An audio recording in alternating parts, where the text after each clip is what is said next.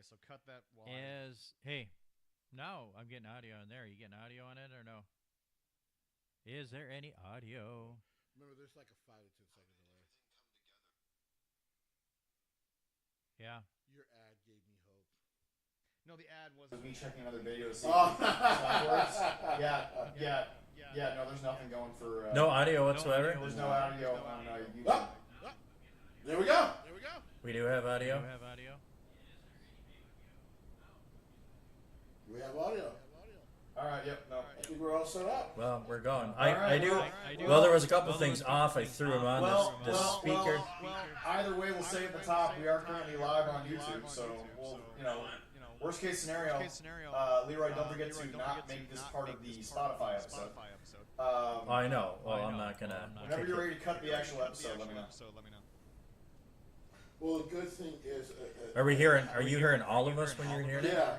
Okay, good. It's going to save to the Patreon.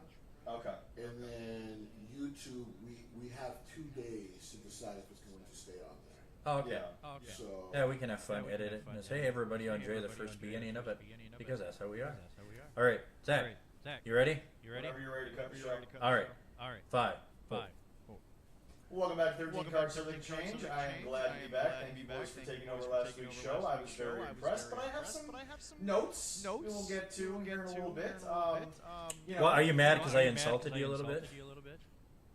If I was mad about that, you know I wouldn't have gotten through episode 0. Oh, that's true. And I mean the first day of work, not even the first day Oh, that's 6. You and wearing your Angus hat. Yeah, exactly. Yeah, I know. I still have that picture. And there's a picture of you wearing an elf costume somewhere. That was a gnome costume. That was a gnome costume. All right, we want to insult our... My district leaders, food leader, and the district leader you have right now took pictures. Yeah, we all don't want to be like Hornswoggle and hate on Peter Dinklage, although I do agree with Hornswoggle. I was going to say, I think he had a But anyway, that's nor here nor there. But no, I would like he hated on The Rock a little bit because he thought he was a Make-A-Wish child. Well, yeah. But then they talked about it later. Well, to be fair, Jesse's been trying to tell people on the show for 5 years. Dwayne hasn't known a goddamn thing about what's going on in the world in like 10 years. That's right. That is right. Oh my God. Anyway, moving forward, we'd like to get the show started, and you know what? Fine, I'll do it. Congratulations to the Thunder to making their first NBA Finals. We all know you don't belong there. We all know SGA is a joke as a player right now. So we'll move on from that little pettiness. All right. But anyway, no, back to this. So Jesse, you fancy yourself a man who doesn't necessarily like to worry that much about bullshit. By the way, for anyone wondering, what bullshit? If you are, we are live. Forgot to mention that we are live on YouTube. This will be starting up a little more. Jesse is currently sharing it to as many social medias as he knows how. The beginning of it on Patreon, it will be on Patreon. Yeah, we'll get on YouTube. But anyway, it's kind of behind the scenes of us trying to get this thing going, so it won't happen next Jesse, time. you like to fancy yourself a man who doesn't really talk about bullshit. But I listened to your review of Anarchy in the Arena, and I have some nits to pick with you here, sure. I called this last week, didn't I, right? Yes, you did. Oh, I know you did. I don't really care because Jesse, I need to be very clear. You were very much truthful when you said the phrase, the bar was not high. It was the best Anarchy in the Arena. It was. I was like, it was down here. I mean, listen, the bar is very low. A child can jump over to quote you from last week. The bar, the camera, the bar is about that but see, high. Jesse, That's the thing it. that bothers me the most is having known you as long as I've known you, the reason why a lot of your past projects have broken up are because you were working with people who weren't ready to, quote, take the leap. So explain to me why that deserved the very simple, not point-by-point of bullshit review that you gave of Jesse. It still was a complete embarrassment to trying to grow anything in the business. Because you know what? For the first time, I actually 100% agree with this statement that I've always said Jim Cornette went too far with. And Jesse, this was the prime example. This Anarchy in the Arena, even above the other ones, proved one thing. AEW wrestling takes no talent. I'm going to push back today. And it came from your... Okay, you can, but let me finish. But the problem that I have is not that they did it, because WWE does shit like this too. I'm not here to pretend that they don't. And we love GCW, CZW, all these places. But Jesse, the problem that you have tried to come on this show and you have tried to defend is that DDT is not main event level Japanese wrestling. And GCW doesn't do all of their hardcore garbage stuff in the main event if they have a big talent. So why is it okay that AEW got away with basically their main event was doing this? To be fair, this was not the main event. No. I understand that, but we need to stop with this, neckbeard crap of the sickos. With it didn't end the show. I don't care. Jesse, is Kenny Omega not technically a main event star? Is Swerve Strickland not one of the few guys that they've made into a main event star homegrown? Is Hobbs not main event level talent? They just haven't found a way to do it. Is John Moxley not the world champion? Are the Bucks technically not your fucking EVPs? So why was any of this okay? Because it could have been so much worse. Look, just the existence of Matt and Nick alone, I guess. But I just I do agree with you. It could have been worse. It could be so much worse. Jesse, Didn't they prove that on the first four that they did? If I smell Bullshit. my lady's dog shit, right? Yeah. My hope is when I walk in, it's not soupy shit. Right. It's solid shit I can just pick up With a bag.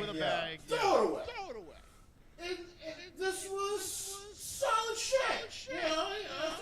It's not gonna hurt your feelings. So okay, let me get this straight. We are now all just reserving to the fact that and by the way, at the top of the show we'll say it. We'll talk about our truce release here in a little bit. Or basically not having his contract renewed. We'll talk about it here in a little bit. But Jesse, it's just what bothers me is. And you and I have already talked about this off camera, which I can actually now officially say is how it works. Yeah, because we're live. You would never book that. Well, your booker friends want to be taken more seriously. Jesse, we have had some of the best in the Midwest, and honestly, when you look at their resumes, maybe the best in the country of the indies come up to our hometown, and they have busted their asses. They have done all this stuff, and it's like I'm not trying to speak for them. I'm not, because I understand that when you look at a company with TV, that's the goal. I get that. I'm not trying to ruin their business, but you can't tell me that some of them haven't put the hard-earned in hours on the road in the gym to do this shit. So, like I said, once again, the best way, and I try to do this last, the best way I can explain why I didn't absolutely destroy this. And I didn't end up hating it like all the other was That is true. for once they did things that you should do in a match.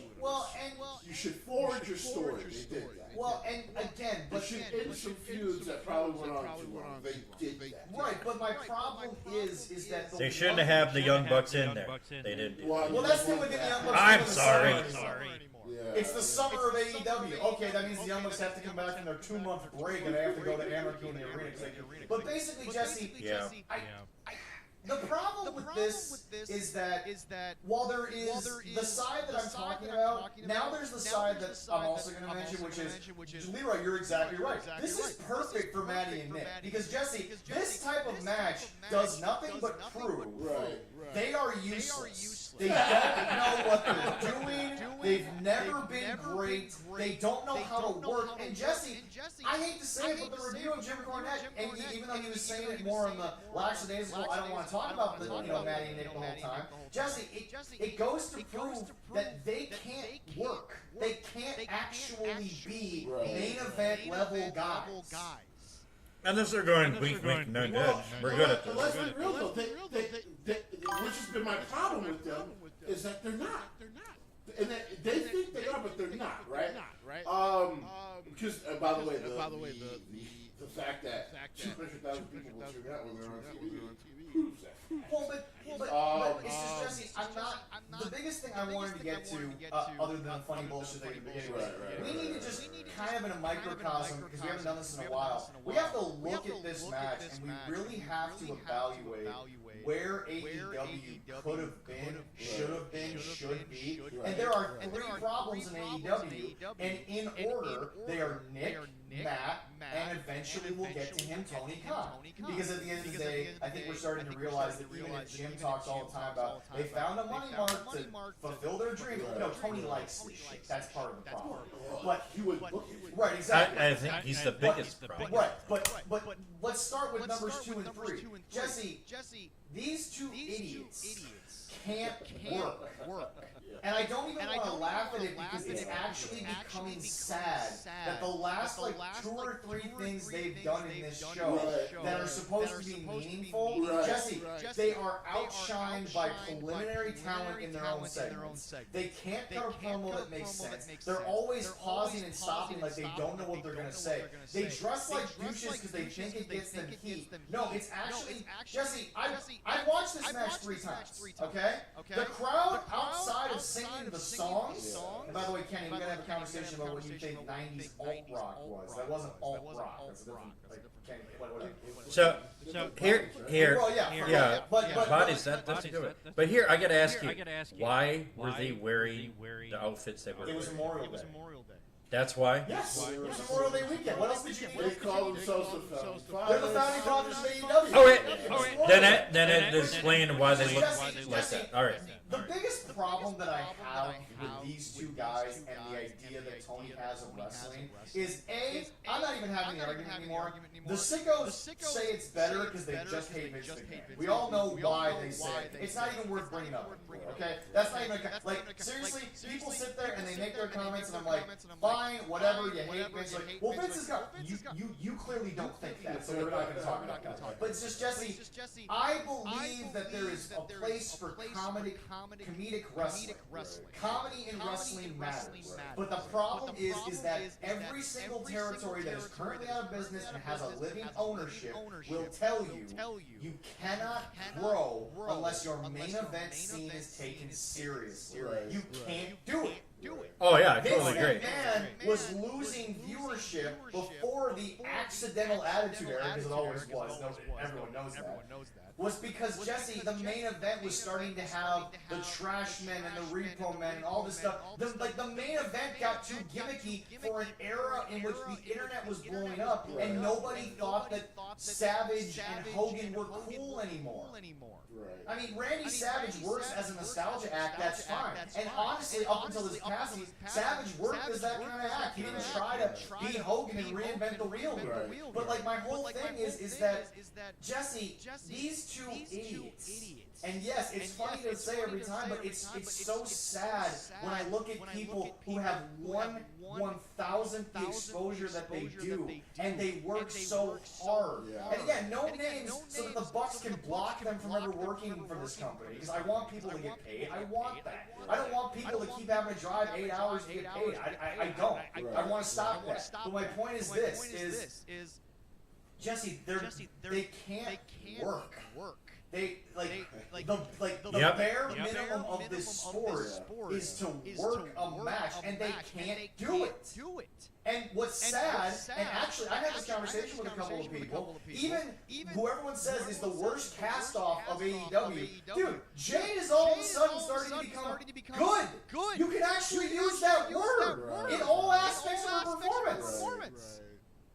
Like, I mean, Jesse, they have allowed cast-offs to just walk out the door.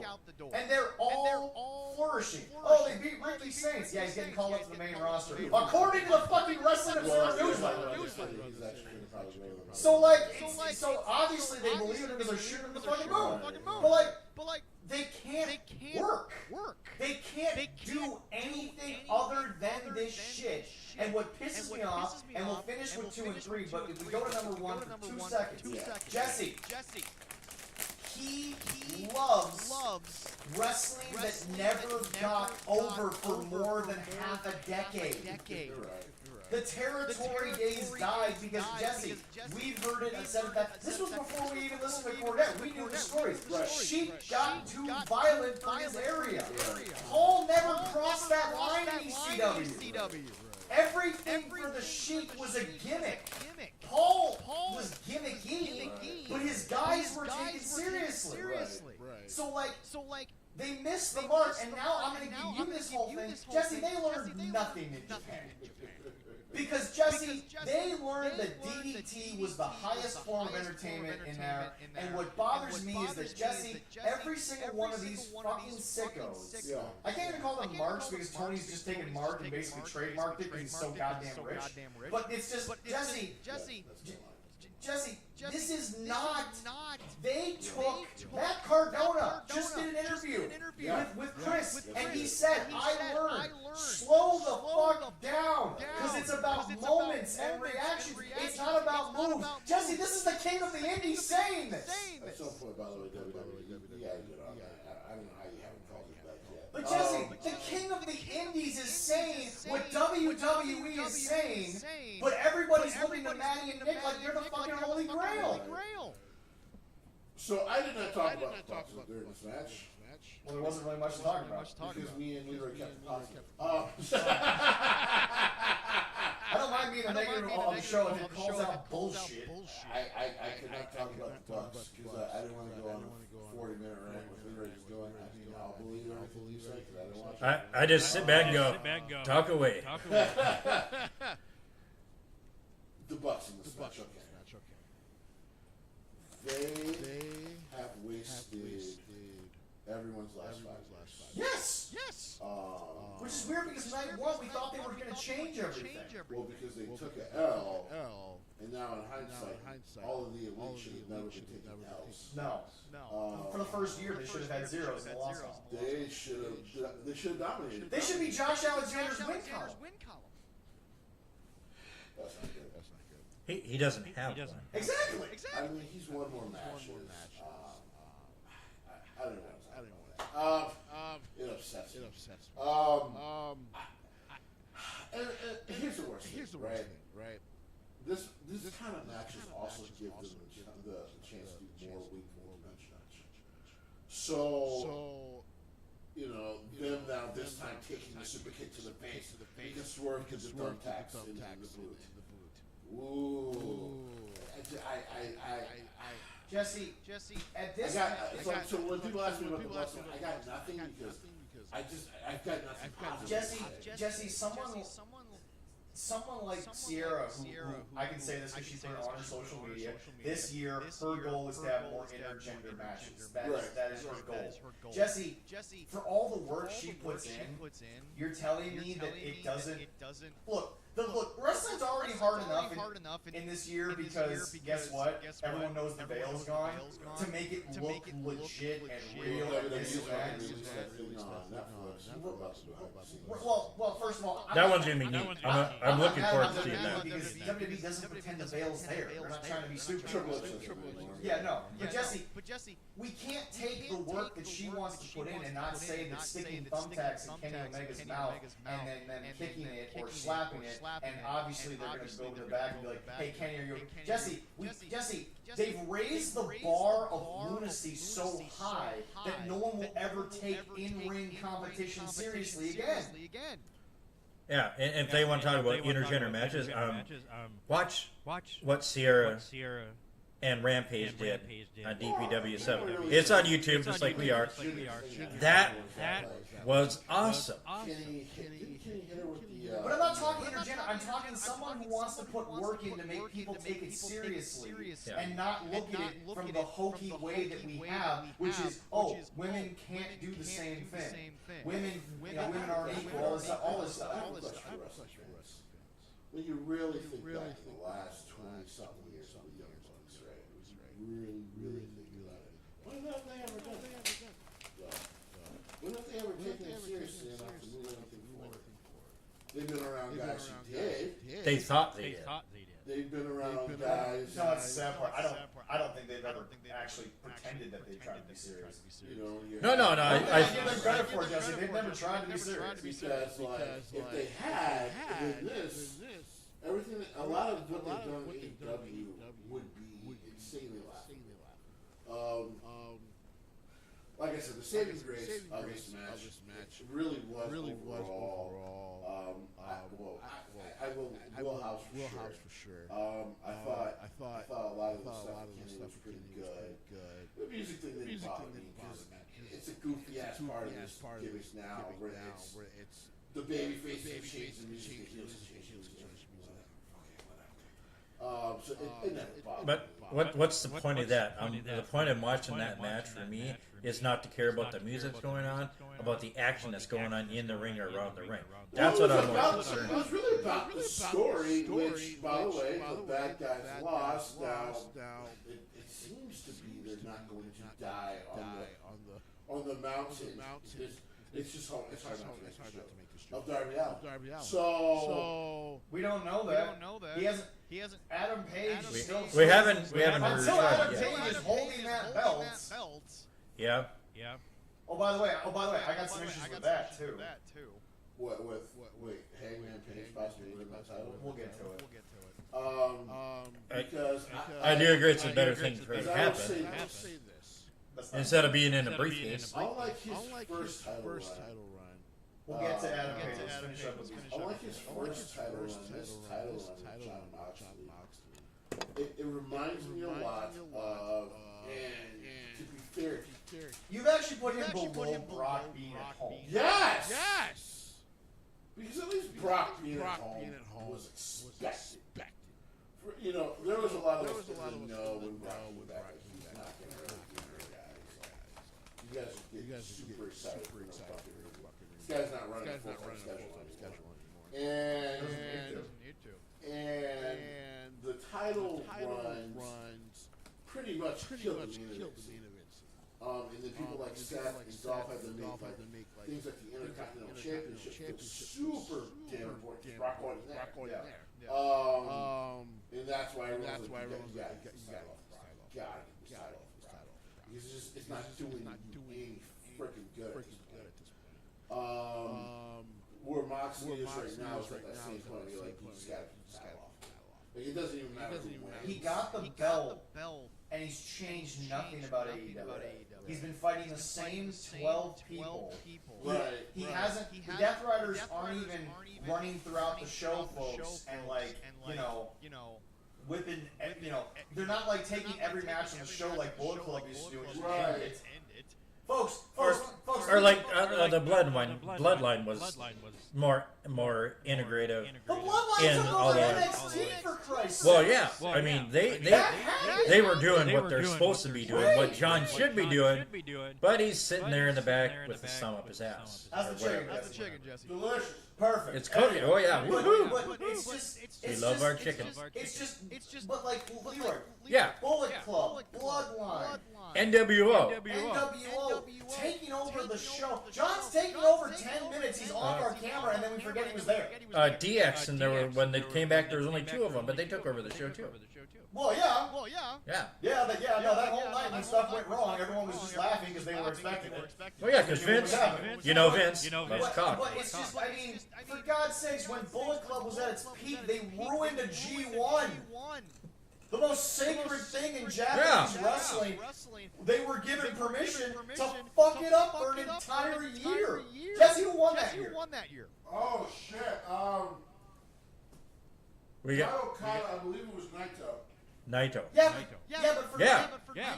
for Naito to get there, he had to get through the fact that Bullet Club was just getting DQ'd in every goddamn match. They just kept getting DQ'd all the time. Yeah, and that makes an interesting story where they look back and say, hey, the G1 tournament, everybody's going to remember that year They ruined a because of that. But there was a story behind it, and something came out of it. John's ruining the main event scene. What's going to come out of it? Nothing. Really, the championship out of the briefcase eventually. Whatever. How long has it been in the briefcase? Almost a year. almost a year. Pretty close. Almost a year. We're getting there. Honestly, it's probably sitting at home. It's not in that briefcase because he's not bringing it back and No, forth. it's in the briefcase. Are you sure? Yeah. Oh, yeah. Jesse is sure it's in the briefcase. I think it's somewhere else. Actually has it. Yeah. See, here's the thing. Yeah. Tony is doing Mark booking in the sense that people are walking through airports with these belts. They're keeping them. And what bothers Well, for most part, WWE guys do have. Incorrect. No. Incorrect. Oh, really? If people are walking, Jesse, correct me if I'm wrong, when people are walking through airports with belts, that is a planned situation. Yes. That is Okay, really? That is All right. That is quote unquote staged. There is a reason for that. That is why WWE has those videos on their social media. Most of the time, WWE actually doesn't even allow them, unless they're world champion, to actually even hold on to belts. If The they're world, really well, the good. world champ. I would think the world champs actually have them. Well, yeah. Folks, Jesse will be back on screen here in a second. He's just checking. He's in there. He's chicken, He's taking the juice. Yep. not bananas, but just chicken. Well, you have to properly, lovingly cook the chicken. We're not mad. And put some spices on it because if it doesn't flavor, If it's Jesse horrible. messes up the chicken, his ancestors will rise from the grave and kill him live on camera, which might get us views. No, I don't think they're gonna rise. They may rise from grave and slap him. Oh no, I think they'll kill him. You think they'll kill him? I think they'll kill Jesse. I hope not. I will fight for Jesse. Here, you gonna make it through with some orange juice? An orange juice, some juice, juice and some chicken. Yeah. But I mean, Jesse, There he is. It's just my whole point. From the woman I will make my wife from day one. There you go. But I'm just saying. it's Goddamn. like- Well, finally, eventually, that all three of us will be married men. Holy shit. Took you two assholes long enough. Anyway, no, but it's just. It took me long enough to find the right one. Yeah. I fucked up once. Well, for you, the third time was the charm. Third time. Well, you have a kid that you never married a person, so. Well, okay, do you have a point? All right, But there yeah, we go. so like, Yeah, third time is a charm. But just Jesse, what bothers me about this? Oh, and now, Cal said there's a big echo. well, we're still working on it. We are working on it, Cal. But That anyway, happened last time. Yeah, but anyway, Jesse, let's. Okay, so now let's go to number one. He clearly does not understand what New Japan was doing with a faction that's trying to take over and change things. The point of the Gaijins was to take this, like you've said, hundreds of years of tradition, just throw it like just spit on it. and just literally spit on it because they could. Right.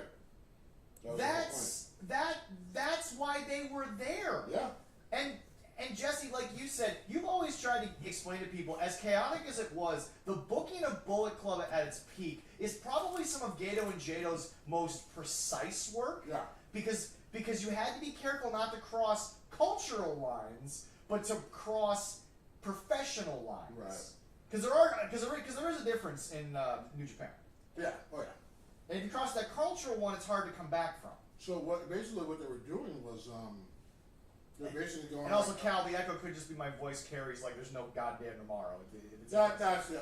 There's not enough panels yet in the room. So Yeah, that's yeah. the other thing. But yeah, it was also one of those things in why it was missed opportunity not only with the elites but with this faction of John Moxley's. Like they never actually took over anything. The death ratings. Besides that, The death to the ratings. I changed something on here. Hopefully that does help. Alright. I just what I don't understand is like it starts with a decent idea and then it leads into bad execution. Because you would think this faction, if they were going to do a better job than the Elite did, would win all the gold, interfere with everything. Because remember, they were like, "Oh, we're going to make the." Do you believe for 5 seconds that Marina Shafir could even compete with Tony Storm on any level right now? No. I mean, Mercedes can't do it either, but they're pushing that loser bitch for some reason. But anyway. Do you have feelings that you want to talk about? Is that what's going on? I'm just quoting you, but you know what? We'll pretend like you haven't. Wow. On Did you Mercedes. say that exactly? It's been a while. You said that probably pretty close to it. Yes. I mean, it was probably something kind of like it. 27-0, brother. Well, 27-1. Her took 28 matches for her to finally decide to lose. It took 28 matches for somebody in Japan to go, okay, this has gone on long enough. It's actually kind of funny to me that let's talk about her. Well, let's finish up with Tony Khan for a second. Oh, because we'll get to all the people we need to talk about today. But just Jesse, he clearly grew up. Well, you know, somebody brought up WWE to him, and he finally grew up.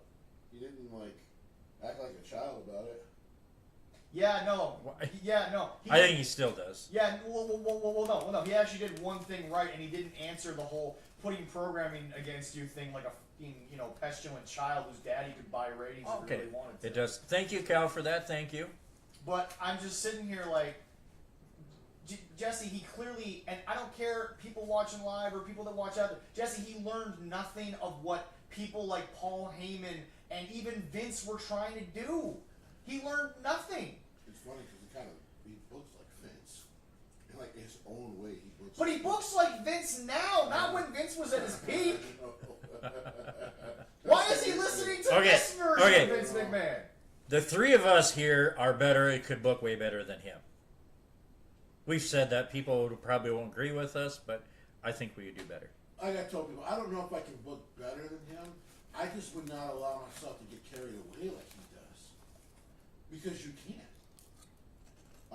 If you have a vision, that's fine. But, especially in this pro wrestling world, when you have that many experienced people in the back with you, use their wisdom to tell the stories and stuff.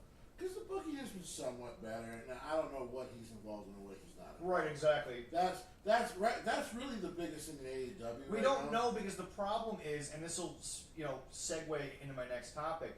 We don't know because Jesse, it is clear to us that there are so many different stories happening on Dynamite that there's just not enough TV time.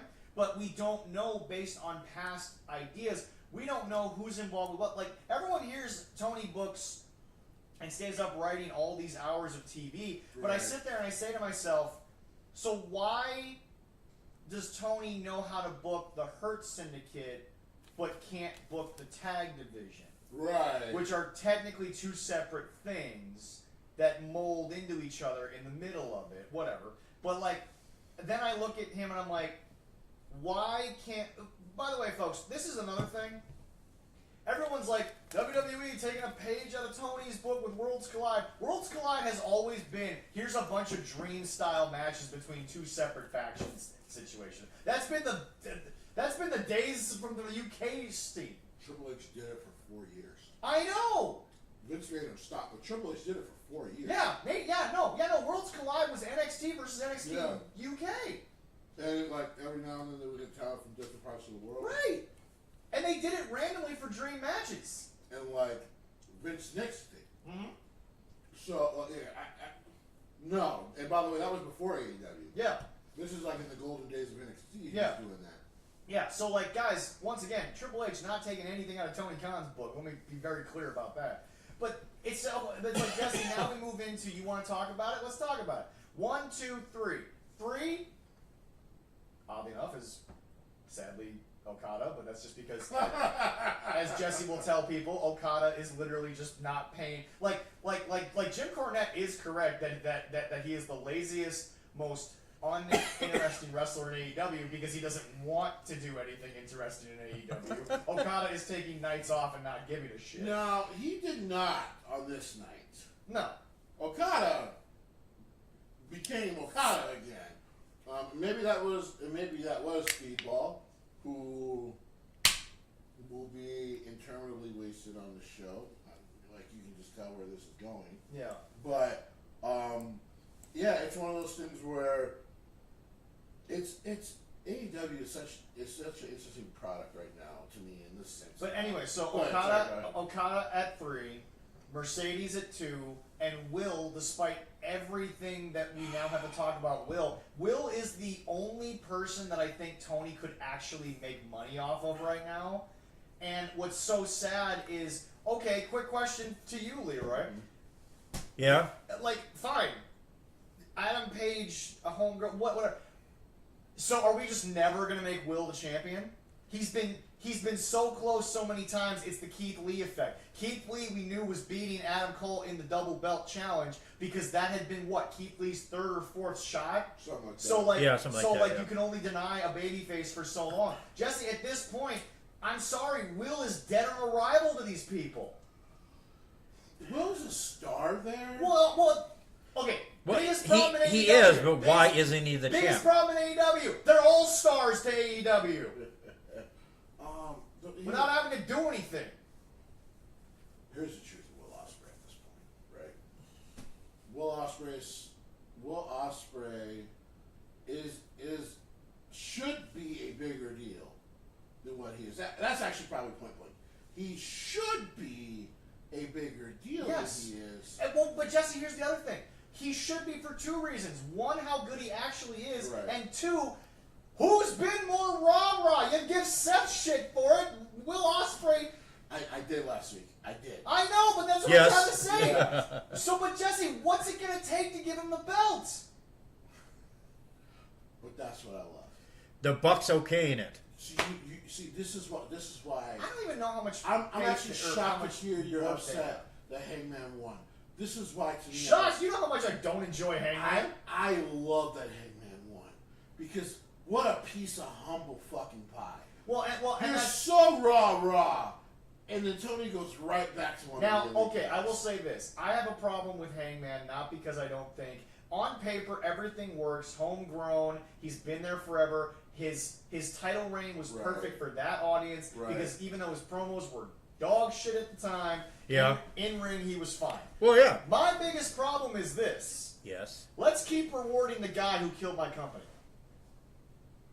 Let's keep rewarding the most unprofessional douchebag on the fucking planet who decided to go out. I don't care that Manny and Nick were the ones in his ear. He fucking was dumb enough to go out there, and this is after he said, I don't really need advice from veterans. Strike 1, pal. Well, yeah. Strike 2 was apparently going out on national television with a $1 million star and going into business for yourself.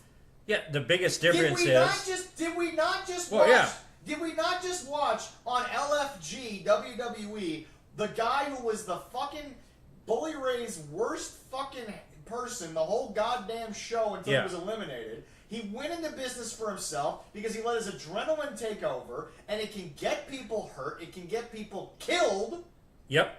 And he did it, and we're just gonna pretend that this guy should be rewarded for it. Well, the worst thing for AEW is, right, because Tony Khan doesn't have the balls like Vince McMahon. Vince McMahon did it with the curtain call. Yeah. Triple H was unfortunately the poor guy that took the shit for everybody happening. Because the promoter, for a year, Vince McMahon, knew he could do what he could do. Hangman can be that good, but he needs to be put in. I know, but he needs to be put in the doghouse. But Tony Khan doesn't have the balls to do this. The problem is it's too late to put him in the doghouse because that happened. Well, it is. It should have happened right away. I get that, but the biggest star of their generation fucking is already on the other. Yeah. So like, at this point, like punishing him wouldn't even make sense. Here's the other thing about Hangman Page at this point, which is why I guess I don't have the vitriol you do. I have the vitriol because yes, I agree with you. There's no use in punishing him 3 years down the line. Yeah. But he was never punished to begin with. Well, no, but that was on Tony Khan. Yeah, I know. Tony doesn't have balls of it.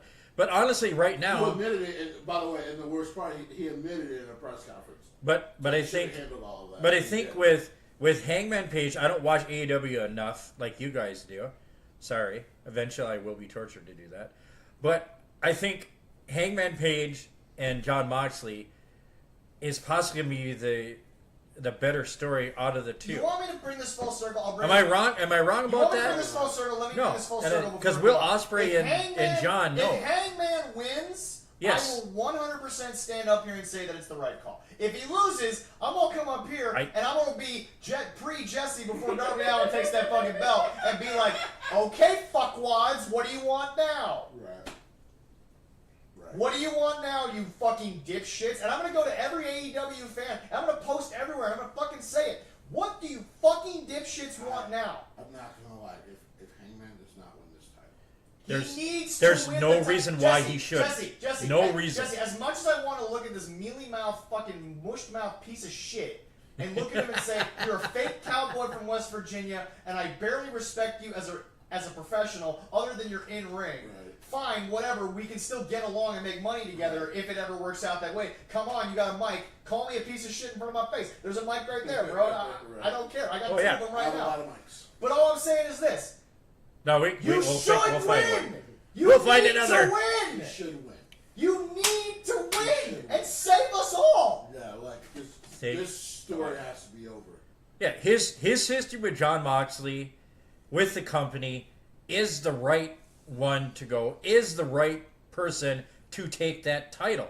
Oddly enough, I hate to say it, Hangman fits what a world champion in the basis of this company needs to be. Yes. Now, that's not a guy that's going to grow you to the levels of a Stone Cold or a Rock or an Austin. Sorry, I said Rock. Yeah, Austin. Rock, Austin, Triple H, Undertaker. But you've built up a version of wrestling, and this guy fits the bill. Yeah. And hopefully... He can't cut a promo, because even though everyone was talking... Well, Dude, no bullshit. He can get help. Dude, no bullshit. I found these apparent messages that, like, Jim and Brian were talking about on the Jim Cornette show.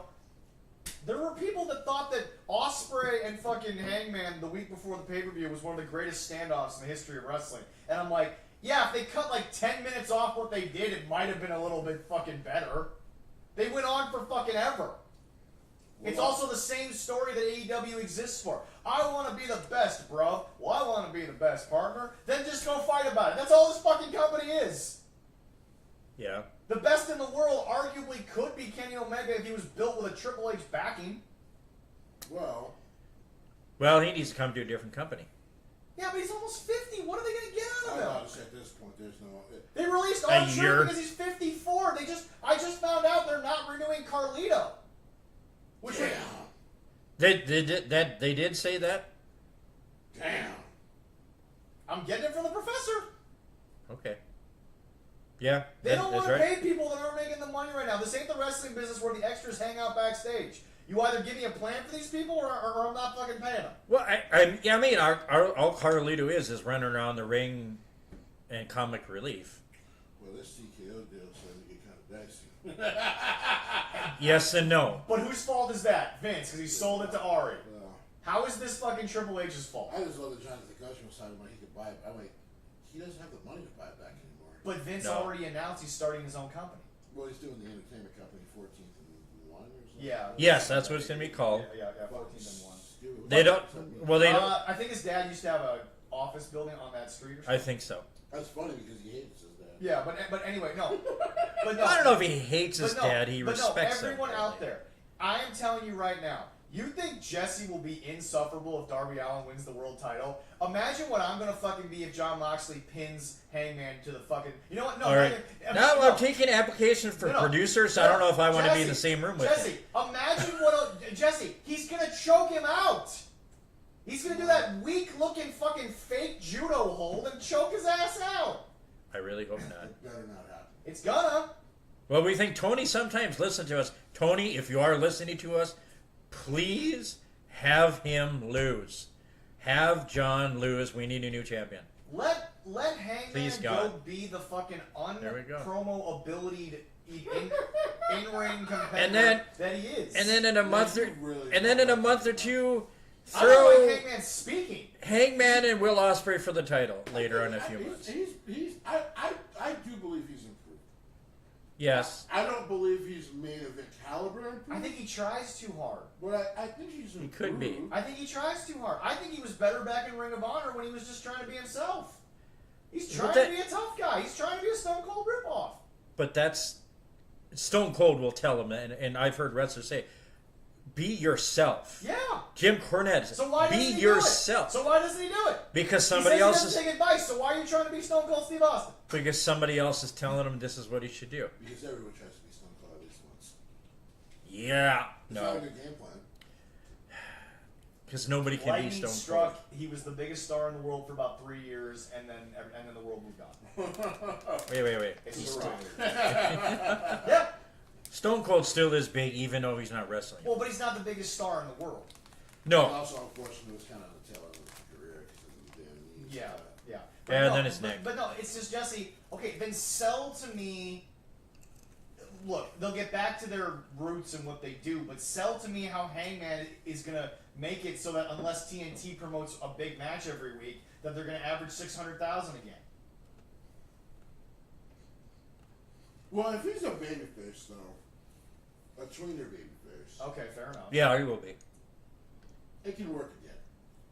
As long as he's a tweener babyface. But then do we just blow it off with Swerve one more fucking time? I don't think they're going down that route. They seem to be going down a route with him and Swerve where, like, it has evolved their characters, that whole feud. Because now both men have, like, admitted some guilt of why the whole thing happened, including Swerve, who started that. Even though Swerve lost both matches. Is this going to be interesting union between the two, or mutual respect for each other? Maybe kind of teasing a mutual respect, maybe some future tag team stuff. With I'm them. not gonna lie, I don't actually hate it, but my God, do they just, for some strange reason, do they build things and not follow up on them? You know what I hate, and like I said, I believe they killed it. Was that feud with the Bucks in Swerve? It just never made any sense. And why are you jealous of the one guy that actually has helped your company? hasn't been like CM Punk and been like, well, I mean, these guys are shit, but I'll still work here. Like, Yeah, he's actually been cordial about and it. to be fair, he's done wonders for a guy like Hangman Adam Page. Because I mean, listen, I didn't like a lot of the shit that he had to say about you know with the WWE and the shit in the past with NXT. Because I was just like, yeah, Speaking but of talking shit with WWE, dude, will MVP ever shut the fuck up? well, it's just like I asked No. Will Ospreay. I'm like, is this what we're gonna constantly do? We're just gonna constantly do this? Well, and by the way, quick question, Mr. Porter. Where is this YouTube show podcast you keep talking about? You brought it up again in an interview saying once that goes live, I'll have more to say. You said that 2 years ago. By the way, like, you did this in Japan, which is why you can't go back. So, like, why do you keep repeating history? It learns fucking nothing. is it the older he gets, the dumber he gets, and the more his mouth doesn't want to shut I up? don't know, because Bobby doesn't seem to have this kind of negative feeling, so I don't fucking No. Bobby has been very clear. Here, they had ideas. I didn't like them. We couldn't come to an agreement. I walked. Right. And by the way, where the hell's Cedric? Sitting at home collecting a paycheck for a little I bit. am so scared of him joining this. Because I'm like, he's now officially the fourth guy. Yep. That's the worst place to be. You don't want to be the last guy at the end of the bench. Yeah. Because when the next star comes in, when you see, this is the problem with basketball having such small rosters. If you're a undrafted free agent or a second round rookie and you barely make that team of 15 guys, next season they have a first round pick. Like I hate to say it, there's some guys that the Wolves love to be depth players. Wolves have the 17th overall pick. You think that kid's not gonna make the fucking team? Oh, he's absolutely going to make the team. Exactly. So Sounds Cedric's the fifth guy if he comes in the whole segment, fourth active wrestler on that in that faction. Sounds But just anyway, Jesse, fine. Hangman, I will stand here and I will say that that's the right call, everybody. But my problem is that Jesse, there's too much happening in the main event scene for people to be focused on anything in the main event scene. The problem is, and I've been trying to get let me explain what I'm saying. Yeah, I was going to say, please explain this. Okay, Jesse, everyone is over night one in everyone's mind. Hell, everyone is over because of what they've already done, and the sickos are like super happy about it. But Jesse, the sickos aren't watching as we keep chronicling. They're not watching. They debuted a very talented indie women's wrestler, buried Jamie Hayter in the process, And no one knew who the fuck she was. There was no pop. Buried is a strong word. Oh, really? Oh, hold on a second. Let's argue about this. Jamie Hayter wasn't buried. By Thecla, no. They buried Jamie Hayter when they put on the fucking pre-show in one of your biggest shows in our home country. That was burying Jamie Hayter. So you're saying so wait, can we save Jamie Hayter? Can Jamie Hayter be saved? Yeah, just feature her more. Is it really that simple with everything they've done to her at this point? Literally that simple. I have a question though. I agree with you. It is. Is the former champion who's not named, insert big wrestling star here, Jamie is probably the only outlier of the women's championship. Is Jamie Hayter not preliminary talent right now? Preliminary, you mean basically not like in the upper echelon like Tony Storm? Nine main event, second string. There's an argument. She might be third string after this. There's an argument Really? for your thought. They debuted a woman they didn't even talk about showing up, and they had Jamie get beat up by it after she got beat in the pay-per-view. What else? What the hell's second string in your world? Okay, I What the hell is fucking third string? Uh, God damn, your franchise must need fucking 14 extra spots in the roster. sometimes. I'm like the Jets almost. Like I said, coming back on the pre-show looking like Timu Becky Lynch is close to a burial. I do agree with you there. Sniffing undercard talent then for the next year felt kind of like a burial. Getting beat up by probably one of the women who probably might actually beat Tony Storm. Sorry. Not probably a burial. Not probably a burial. But there was also no reaction. Go back and listen to that crowd. They didn't know who the fuck she was. Yeah, but because they're not as educated as they think. Which kills me about the sickness. Well, that's what I'm saying. That's actually not a shot at Falcon. She's done her work in Stardom. And they're giving hell to WWE fans. WWE fans Also, know people when they show up. No, which is fair, but also, let's be clear. We all knew Thecla was coming, but, you're a billionaire. You could have done vignettes for this woman to make this feel impactful. Dude. And that's what WWE does. Dude, we knew because Dave can't help himself when WWE signs a talent, but to spoil it, we knew Ray was there. WWE still said, we're going to wait 6 weeks. Right. Yeah. We knew Alistair was going in a heartbeat, we knew. Fucking Jacob for 2 sat around for 7 months. 7 months? Well, to be fair, Jacob was dropping 40 pounds. Jacob was geeking up. But yeah, no, I cannot call what happened with Thecla a burial. That's strong. So, quick question. Okay, let me counterpoint. What's the point then of doing it with Jamie if it's someone that we've already buried? Because Jamie is probably the one person who could probably help. He's one of the few people who can help her get over. Because the other is probably the best women's champion. You actually think there's going to be a Falca Jamie Hayter feud?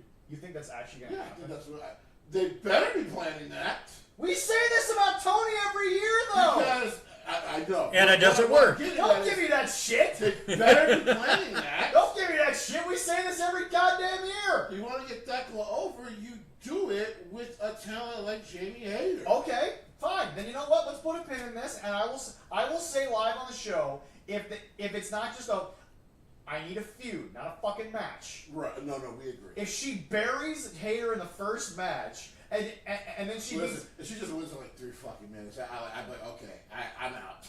If she wins in 3 moves, then now this is a burial. Yeah. I'll come on here and say All was wrong. Hey, all right, we got our statement by our friends from Finn's Twister Girl. She arrived and she attacked Jamie Hayter. Wasn't there spiders during the broadcast? I saw. Yes, I did see spiders. Yeah. So. But was the spiders explained that was for her? Let me explain something. Did everybody know that? So to friends of the Square Circle, that is fair. That is fair. That is fair. But to not explain it when you do it is the dumbest shit possible. Because no one knows that she was called Black Widow. Jesse already said they're not as educated as they think they are. They need their hand held. Now, I loved it, but I'm like, I'm one of 20 people watching the show right now that knows. Exactly. Okay. And the other one's So over here. thank you.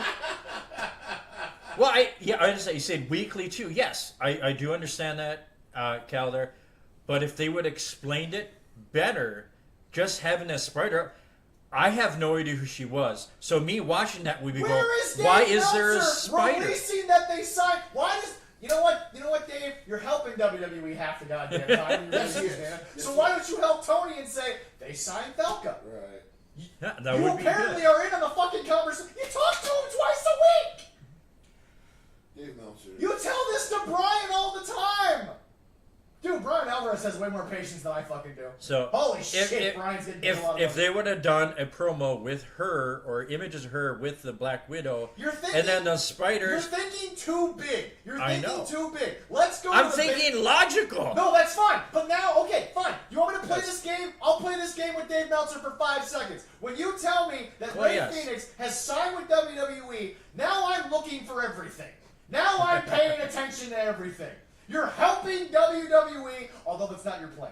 So why don't you help them and explain in a simple fucking tweet that the Black Widow Felka has been signed? So when I see a spider, maybe in the back of my fucking wrestling brain, I think to myself, who's involved with spiders? Right. Oh, maybe because Dave didn't want to look like he's with Tony Khan in his corner all Dave the time. doesn't give a That's shit what it anymore. Like I said, he tells Brian on the fucking radio show all the time. He talks to Tony Khan. Or am I wrong? Well, if he doesn't, then why doesn't he do it? That's the fun thing about it. But that's my answer to our friends at the Squared Circle. Okay. There. That's my answer. What could have been done better? I don't fucking know. You was Dave Meltzer. Everything could have been better. Yes. Anything could have been better. Everything could have been Fine, you want to Look- tell me that Jamie Hayter... Fine. Look what Fine. WWE does. We'll put I a mean- pin in the Jamie Hayter burial. We'll put a pin in that. I'll come on the show and I'll apologize to Jamie if that's the case. But guess what? If it turns out the way that I think it's going to turn out, I'm going to come up here and say, baby, I'm just looking out for your best interest right now. Well- Jamie Hayter isn't Athena right now. No. So That's true. Where is she Athena? is not buried. And where is Athena? Exactly. There we go. Not at all. But see here, as reportedly, Mariah May is going to come to WWE, We'll talk about that later. and so what? But now we got to talk about this to end on When you say you didn't watch or care, why you so hyped up? That's Zach. He's always hyped up like that. So now, Jesse, let's get to our favorite. Thank you, weekly, friends. Thank you. Weekly AEW topic, because you rightfully did kill Seth weekly on our show. Oh. when he rah-rahed. Oh, so yeah. now go ahead. Where is this good for Will Ospreay, other than the fact that he's getting paid 7 figures to work once a week in a different country? That's it. What? Eeriness. 1 week. He goes home, he does podcasts for 6 days, or 5 days because it takes a day to fly in. Then he flies in, he does one match with a bunch of moves that Matt Cardona literally came out and said, your matches are never going to get where you think you're there. Now again, Matt didn't say that to Will, but when Matt Cardona says it's about the moments and the reactions, how is that not technically relating to Will Ospreay? I'm not saying Matt's doing this, I'm doing this. Right. I'm not putting Matt Cardona under fire here. But I'm sitting here saying, if Matt Cardona, the king of the indies, is saying that, and admitting that, you know what, WWE kind of has a point on how they book things, so how is that not directly, coarsely related to the guy who basically is one of the best in-ring competitors in the goddamn world, but for some strange reason, every time he opens his mouth, he inserts his feet and the opponent's feet? In half the front row. It's troubling because I just he didn't talk this much when he was in. They wouldn't let him! Thank God. Clearly they knew something. Rev Pro, he didn't talk this much about competition to Rev Pro, which by the way they used to be a lot. Even though they're all old since he's dead now. Go ahead. Go ahead. Go ahead. Thank you, Corey, for that. Yeah, he said he's not always hyped up. When he does scream, he screams like an 8-year-old girl. You know what's hilarious? Corey, thank you, Corey. Well, guess what, Corey? I will say this. Fight like an 8-year-old girl wearing the shirt today on the show. Thank you, sir. He is wearing the shirt. I am wearing the shirt. He is wearing the shirt. Corey just talked to his wife, and you tell him she has to stop screaming like an 8-year-old girl. She'll put him in line. Hey, guess what? I'll fight like an 8-year-old girl. How's that? But anyway. There's laws against that. What are you talking about? Yeah, with Will Ospreay, it's just... It's like an 8-year-old, not fighting an 8-year-old. Who am I? Anakin Skywalker? At some point... No, he just chops him out with a lightsaber. Because the chickens came home to roost for Seth Rollins at Will. They did. So, at some point, you have to stop worrying about the owner of the company. Yeah. And you're always talking about you think big. You need to think bigger than just Tony Khan. And influence Tony Khan to do better. Yeah. Because neither you nor Seth, especially Seth during that time, and you right now, Will Ospreay, are doing anything to help. No. Besides, I guess to quote Frank Cage, getting your shit in. So like, well, that was really a problem with Seth at that time. Was that I think Seth, like, it's literally Will just years before. He's trying to prove that he's the best in-ring guy and not looking at the big picture. And he thinks that the big picture is to rah everything that, you know, like you rightfully rip Seth for. Well, because what pissed me off the most about Seth, and it's gonna get that, history repeats itself and people don't fucking learn from it. It's one of the greatest quotes of all time because it's true. Yeah. Seth Rollins literally did this same shit that Will is doing right now. Yeah. And suffering in the same way that Will is right now. Not getting title shots. Even though people are like, wait, why isn't he getting a title shot? Why wouldn't he be world champion at this point? Even though he always defends the company against outsiders and all that, like, you're a mid-card fucking guy. Yeah. An overpaid mid-card guy at that. So is Seth, right? And according to current modern TKO booking, they'll cut you if you're an overpaid guy. At some point, this is going to weigh him down because does anyone remember the 2018 interview of Seth going, you know, we've got guys like Roman and John, so, I get overlooked. I'm sorry, nigga, what? Mr. Raw gets overlooked? I've only been to Iowa to visit. There's a lot of corn. And you can overlook corn. So are you saying you're as boring as corn? And I don't mean the band. I mean actual fucking corn.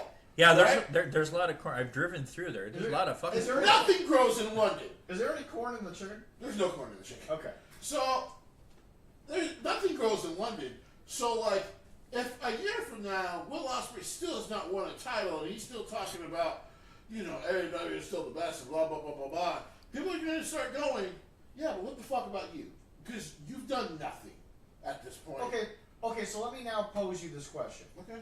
How much longer, even to this crowd, until they just don't believe in Will Ospreay anymore? Because I'm going to be honest with you, I think that's where Jamie Hayter is. I could be wrong, and I hope I'm wrong, because I like Jamie Hayter. But I think that's where Jamie is, and I think Will is about to be there. I think this crowd still loves Jamie Hayter quite a bit. She wasn't a bad champion. She got hurt. Yeah. But yeah, I don't know if that'll happen in a while. I don't think people will give up on it, especially not the sickos. But it's clearly not growing the company.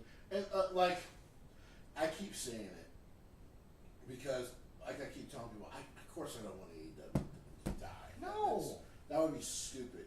We can't go back, not just for debate shows, but we can't go back to the days where the only people in town are the guys who we admit are because the at this entertainment point, TKO is starting to scare me a little bit. Yeah. So no, we cannot go back. But it's one of those things where I'm just like, at some point, somebody in the room has to go, we aren't growing. We should be. We're almost 6 years in. What are we doing? Jesse, we talked a lot about the Travis Hunter draft pick not being necessarily the right smart move, but we agree that it's a move that in turn they hope will grow the on-field success of the Jacksonville Jaguars. Correct. Because he's supposed to be the number 2 talent in the draft. I mean, that's supposed to be able to play both sides with ease. Exactly.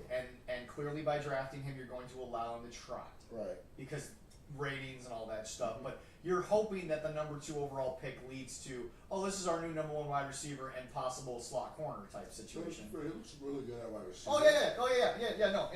There were reports of him at corner half and half, but he looks really good at receiver. But what I'm saying is that Jesse, even Daddy, is trying to grow what is ultimately making the family the most money. Because boy, anybody seen Fulham lately? They ain't making them no.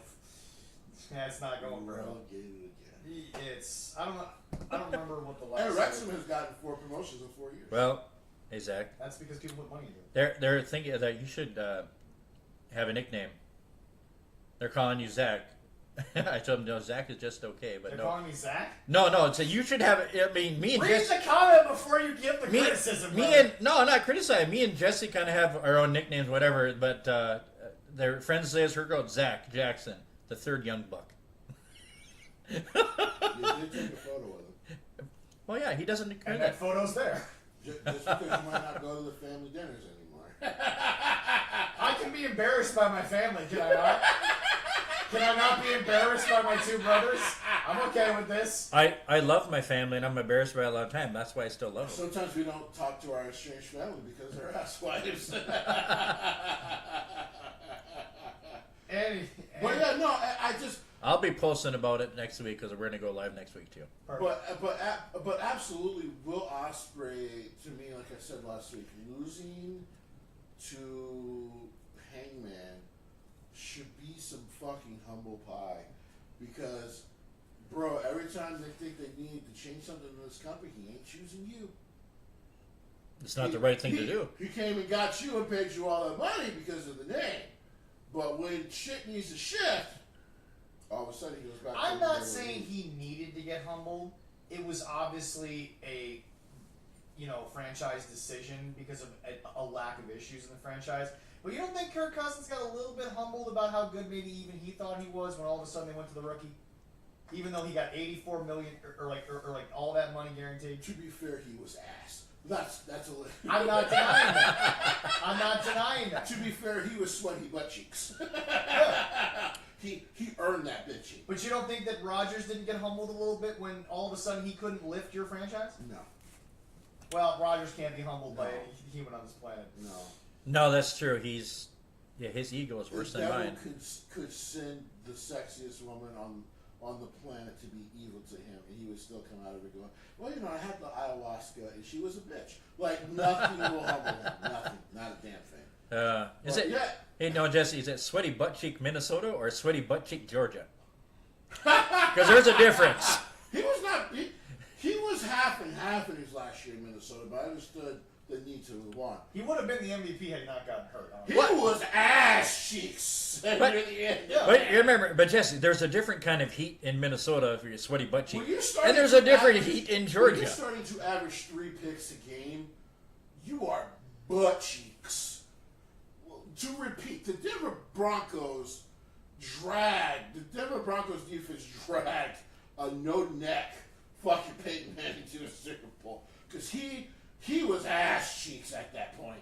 But like Will Ospreay, we are going to find out if there's some humble pie and if there will be some growth. And really, that's the big thing for AEW. It's just focus on what you believe you guys do best, which seems to be what they've gone back to, which is fine. Like I said, I am accepting. It's going to be rare I get something like deep and good, like storytelling wise from AEW. It's not going to happen often. Like I'm accepting that. Sure. Because I'm like the wrestlers are capable of it, the booking would be capable of it, but they're just not going to fucking do it. So if they're not going to do it, why keep expecting it? Just because TNA decided to start doing it, but hey, that's fine, whatever.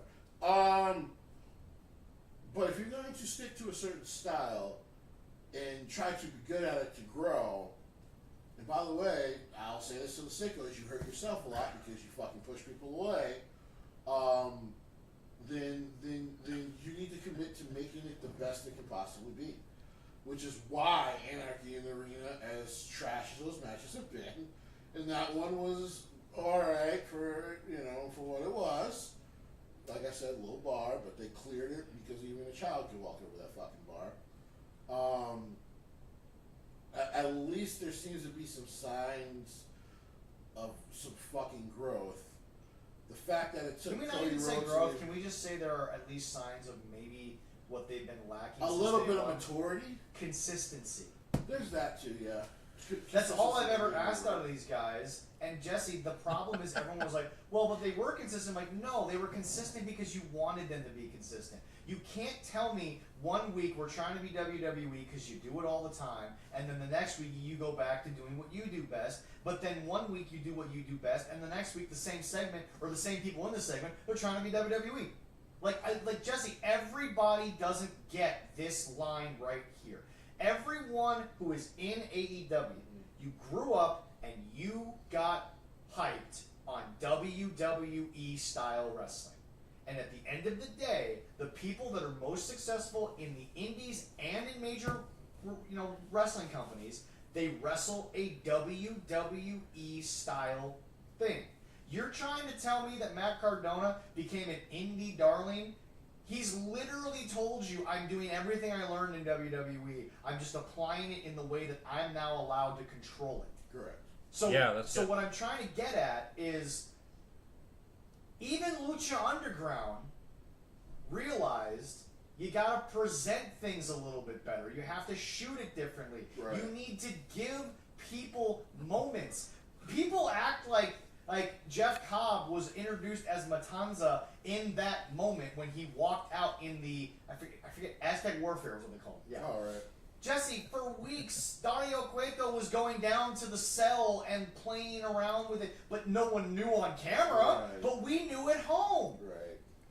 It's just every single thing that has plagued them is the inconsistency. And I can't believe I'm saying it. The only, the consistency, but it was absolute dog shit, was Jericho.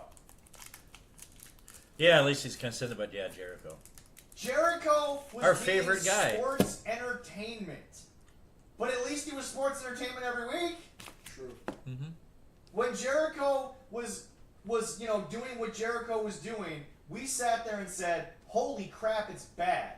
But at least it was bad every week, so we knew what to expect. With the rest of these people, that's been my problem with, that was my problem with Kenny's booking. Some weeks, he was the cleaner, Kenny Omega. And then all of a sudden, bum-ass Kenny comes out of nowhere. Jesse, we don't know why he started doing that. Yeah, Vagabond Bum Kenny was weird, man. Bum Kenny was happening in the middle of him trying to put on a match. Like, it was weird. Bum Ken, has he given? Did he give any money to our friend Darren Corbin for being a bum like that? Nope. Stealing his idea? And neither did Baron Corbin, so his own Damn it. So His own brother. that's I right. know, it's horrible. Are we done talking about that? About AEW? No. I have a question. Well, okay. Let me know. I have a question for you guys. Okay. Because it relates to AEW too. Oh, well, all right, yeah. Yes, go Oh, ahead. okay, all right. Go ahead. And I did see this. Somebody put it up on, I think it was either TikTok, Facebook, somewhere. I saw a video. Somebody was talking about the TNA World Heavyweight Championship going to a WWE star. Correct. And they thought it was horrible for TNA. And I think they were referring to what happened with AEW, where the TNA. So, Number one. is it Hold on. bad for TNA I'm for gonna this to kill- happen? Before Jesse, you go, I'm going to kill two things off rip. Nick Nemeth is working you, and the president of TNA is in on this whole goddamn thing. Go ahead, Jesse. And I wasn't. This is not Nick Nemeth. It was a fan of it. And that's Of fine. wrestling and that's fine. stating that comment. But the two So, things yeah. people are pointing to was the Nick Nemeth interview, which Yeah. was clearly him working, and the TNA president sitting there with a disappointed look, and I'm like, yeah, because he didn't okay that. The dude who barely shows up to any fucking events, who definitely had to okay That was the question. How many people knew who he Right, was right. until they put his Dude name on? rarely ever shows up to events, talked to Shawn and Triple H, clearly gave them the okay, and now is at an event watching this happen. Clearly this is all a work. There you go. So yeah, No Corey. one knew who he was until that moment. Right. I'm gonna send it out to Corey and Friends Sweat Circle. What is your thought? Is this bad for TNA to have a WWE star with their heavyweight championship? And there are other Oh, reasons that's it's what not they bad, say. and I'll explain why in two simple words. Well, not even two simple words, but a question. Have you seen TNA's attendance recently? Pretty fucking good. really fucking good. Would you like me to get you a soapbox? I mean, it's so. Oh, he has his own soapbox. It's almost like I called this 3 years ago, when they all of a sudden started having them just show up to random shows. Well, but see, Jesse, here's the thing people don't get. Why would you acquire AAA? Let me relate it to this. Mm-hmm. Why would you acquire AAA Mm-hmm. and then turn around and immediately Tony Khan it and flood Raw and SmackDown with AAA guys? No one knows who they are. No one has any clue. So you do it in stages. You buy a company. You have all those people stand there. Correct. No one knows who they are. But in this modern era, they're going to Google the fuck out of them. Al Viking is probably the Viking Del Kingo is the only one that kind of probably have heard of. Right. And then, what do? You randomly take a guy who's already been feuding with luchadors that were in your company, and you slowly get Vikingo on Raw.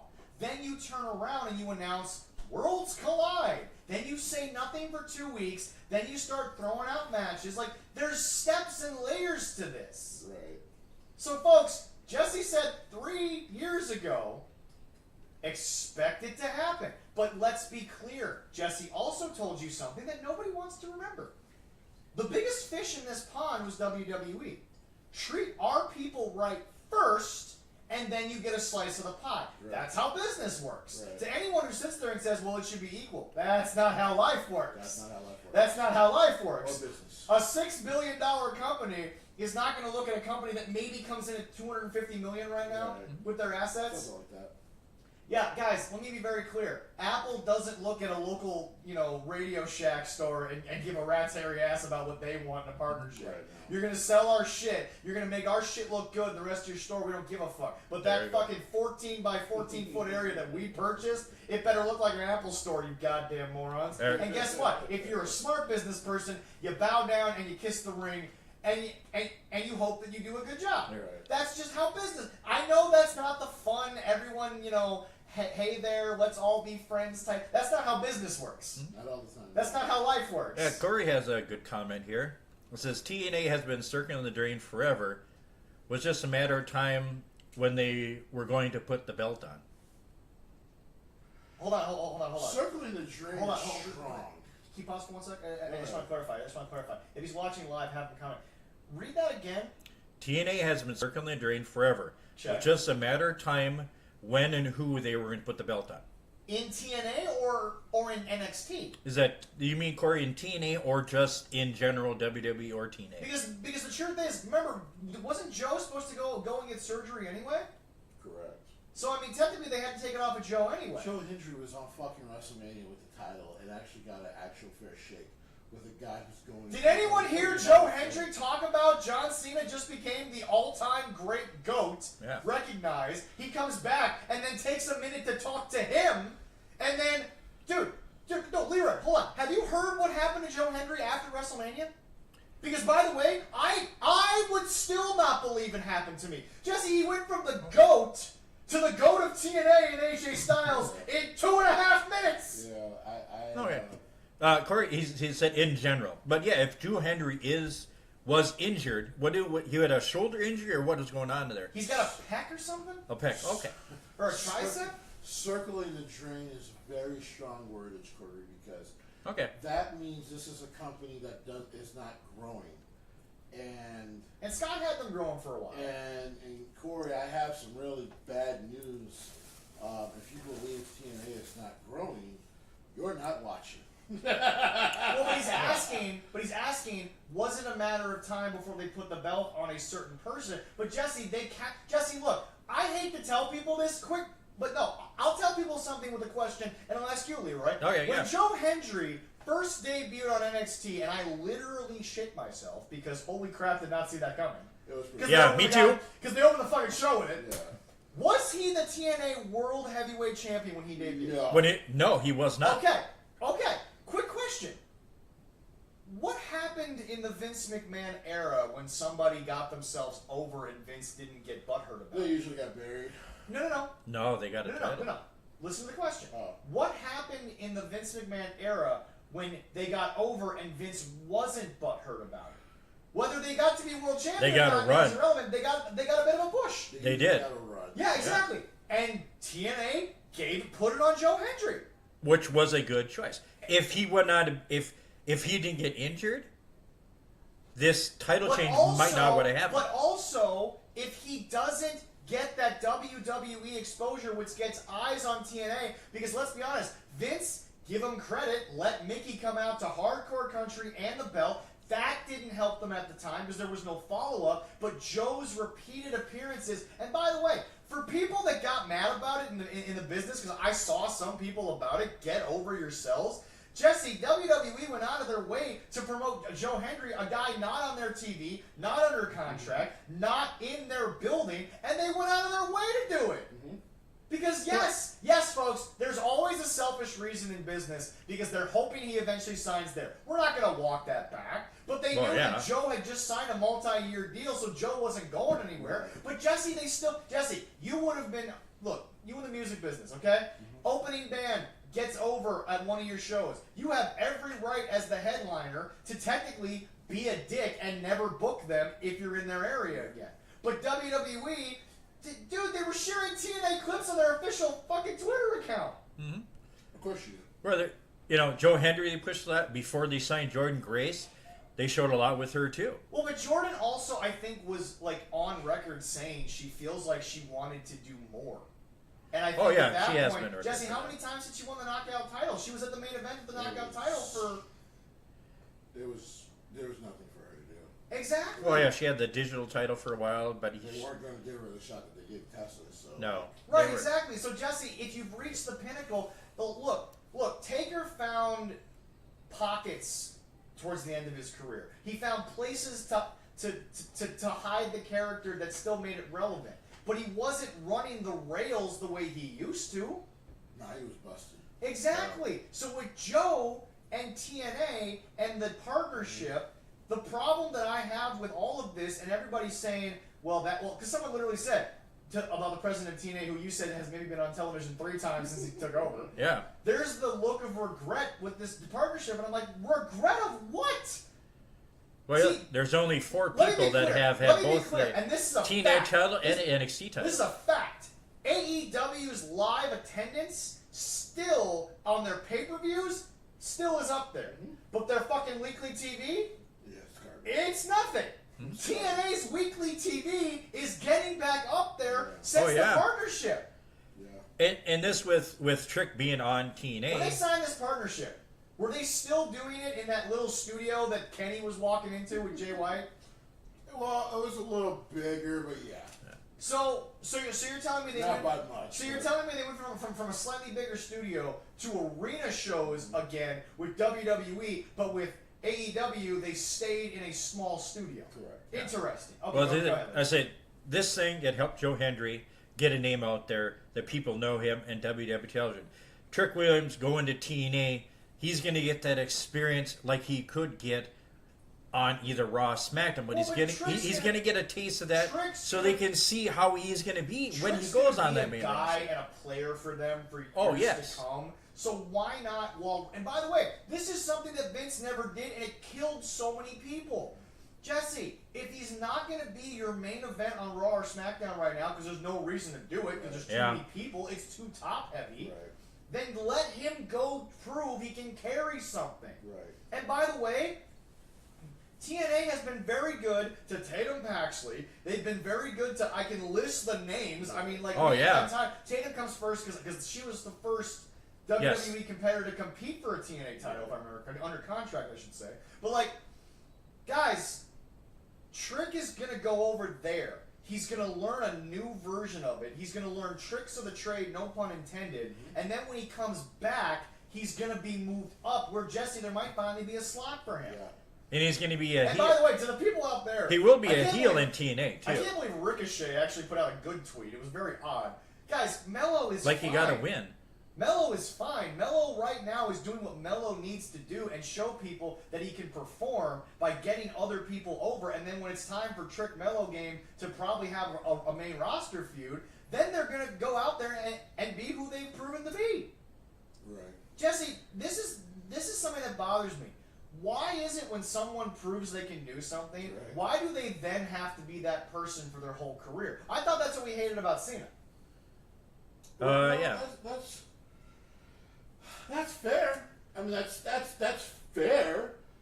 It's so weird when people bring up TNA to me because I'm just like, this was a dead ass company. Now Scott was doing great stuff with it. They're not told. I think they were treading water for quite a few years. Right. It was a slow growth. Yeah. Because it was just like, hey, if you're not watching Impact right now, you're missing a rebirth. It's been really good, man. And I think it was great for a while, and then their partnership with AEW kind of went like it wasn't good. I would hope no one ever watches someone kill an animal. But that's what that fucking whole Kenny Omega and you also having those titles did to a main event scene. And you took a lot of heat for a while when you said those comments, but you also said anyone that looks at me and says that I'm lying isn't watching TNA. No, they're not. Yeah. They weren't because I'm TNA is great. Brock, like I said, no, we're talking about the down period after Kenny basically killed him. Oh yeah, basically he did. Brock Yes. being gone at times for fucking 4 or 5 months. Yeah. Sucked. Did not kill the main event scene as badly as Kenny Omega holding those titles did. No. I'm like, which was crazy. They could have done something to help it, but they didn't. How many actual impacts did Kenny make? How many times was he on Impact? 4 or 5. It was only a handful of times. So Brock's title reign, Brock actually showed up to work more than Kenny did. And like I said, the worst part was Tony was like, okay, I guess you'll have your title back because we gave it to a former TNA guy. Yeah. Like, what the fuck? And the way that TNA does their taping schedule, it does work with Trick in there with NXT because he can do NXT and he can still do that, and he's going to be featured. Well, that's the other thing that you just brought up. Thank you, and it's great. Jesse. They tape. Yeah. So hold on. This is bad that the TNA World Heavyweight title is weekly gonna be featured on NXT. Mm-hmm. It's wild. Weekly, it's gonna be on national syndicated television. Bro, it was on fucking PLE at WrestleMania. You mean in 2 different places? I mean, what else is there to say? I'm like, dude, it was at WrestleMania. So wait, hold on. AJ Styles is considered one of the indie goats, Sure. unless he's talking from a WWE perspective. Because he said to Joe Hendry, according to Joe, if you would have told me 6 years ago when I signed here, or whatever he said, but if you would have told me the TNA World Heavyweight title would have been on the biggest WWE show, I would have never believed you. So AJ Styles AJ Styles can't possibly be giving any love to TNA because he signed to WWE. That's what the sickos want you to believe. That's what the people want, are trying to tell you. And if you don't think I'm right, then you're once again trying to be the nice people. Welcome to the podcast. We've been here for how many years? This is going on 6 years. We've been here for 6 years. Jesse for about 5. We've been here for 6 years, and we've told you from the start. We're going to just say what's going on, or at least what our opinion is. If you don't like it, okay. Let us know. Send us an email or whatever. We'll get back to you. It was at WrestleMania. Like, Against Randy Orton! that boggles my fucking mind. And Randy Orton was in the ring, loving it. I dreamed of the day maybe Okada would come out with the old school IGWP championship out of WrestleMania. Yeah. And of course it never happened, Yeah. and at that point in time it was never going to happen. Right. The TNA title was at fucking WrestleMania. He wore it, and he didn't get beaten like Joe talked about this. It wasn't a squash where he lost in 2 minutes. The internet called it a squash. Joe didn't. People learn terms Yeah. and then say them and then not know what the fuck they actually mean. Right. Here, I got another question for you too, guys. You can answer this one too. All and right. somebody said this too. Do you think with this exposure TNA has with WWE and NXT, do you think that TNA could get a better nationally run Yes. show Yes. on a different network? Yes and no. Do you think in the next year? Good possibility. Yes and no. Yes, Okay, yes. Yes, because obviously, how could you not? But no, because they're clearly not going to make the move. You don't think they would? Wait, so say that again? So TNA is getting exposure on the CW, Will this lead on to their better on TV? regular TV, and also on their premium live event. Do you think this is going to maybe within a year have TNA on a better network or getting an offer from a different network? Music lesson. One of the great songs in the 90s was like in 1999. It was by this band called the New Radicals. The song was Get Up Now, You Got the Music. Have you guys ever heard this song? Yeah. And listen, the band blew the fuck up. Yeah, they did. Hit number 1. Yep. And then people learned a month later that the lead singer / leader of the band broke up the fucking band. You're like, wait, why? They didn't even get the tour, none of that. And when people ask, because they're a one-hit wonder, did they deserve better when you go back on their history, knowing the catalog of these guys? Do they deserve better? And I go, clearly, the guy didn't want better. Clearly, TNA is very comfortable being where they are. Now, they're growing. Not the roster, but the people that own But it. the people who own it are like, we're very comfortable where we are. Because I have been talking about TNA and NWA getting on network television for the longest fucking time. Because as you can see, network television has a want for something that people will watch weekly. So would it help if they were on network TV? Absolutely. Clearly, NWA and TNA don't want that. There's a reason Jesse can't work for certain companies because he'd be screaming every week, why are we not getting a better TV? I honestly would love to see him on CW. I would love to see It'd be Jesse great. in a meeting with Billy Corgan and be like, yeah, Billy, we had a good show. Why wasn't it on cable? Yeah, Billy, that was a great match. Why wasn't that bigger on network TV? Billy always has a reason for why he doesn't do something.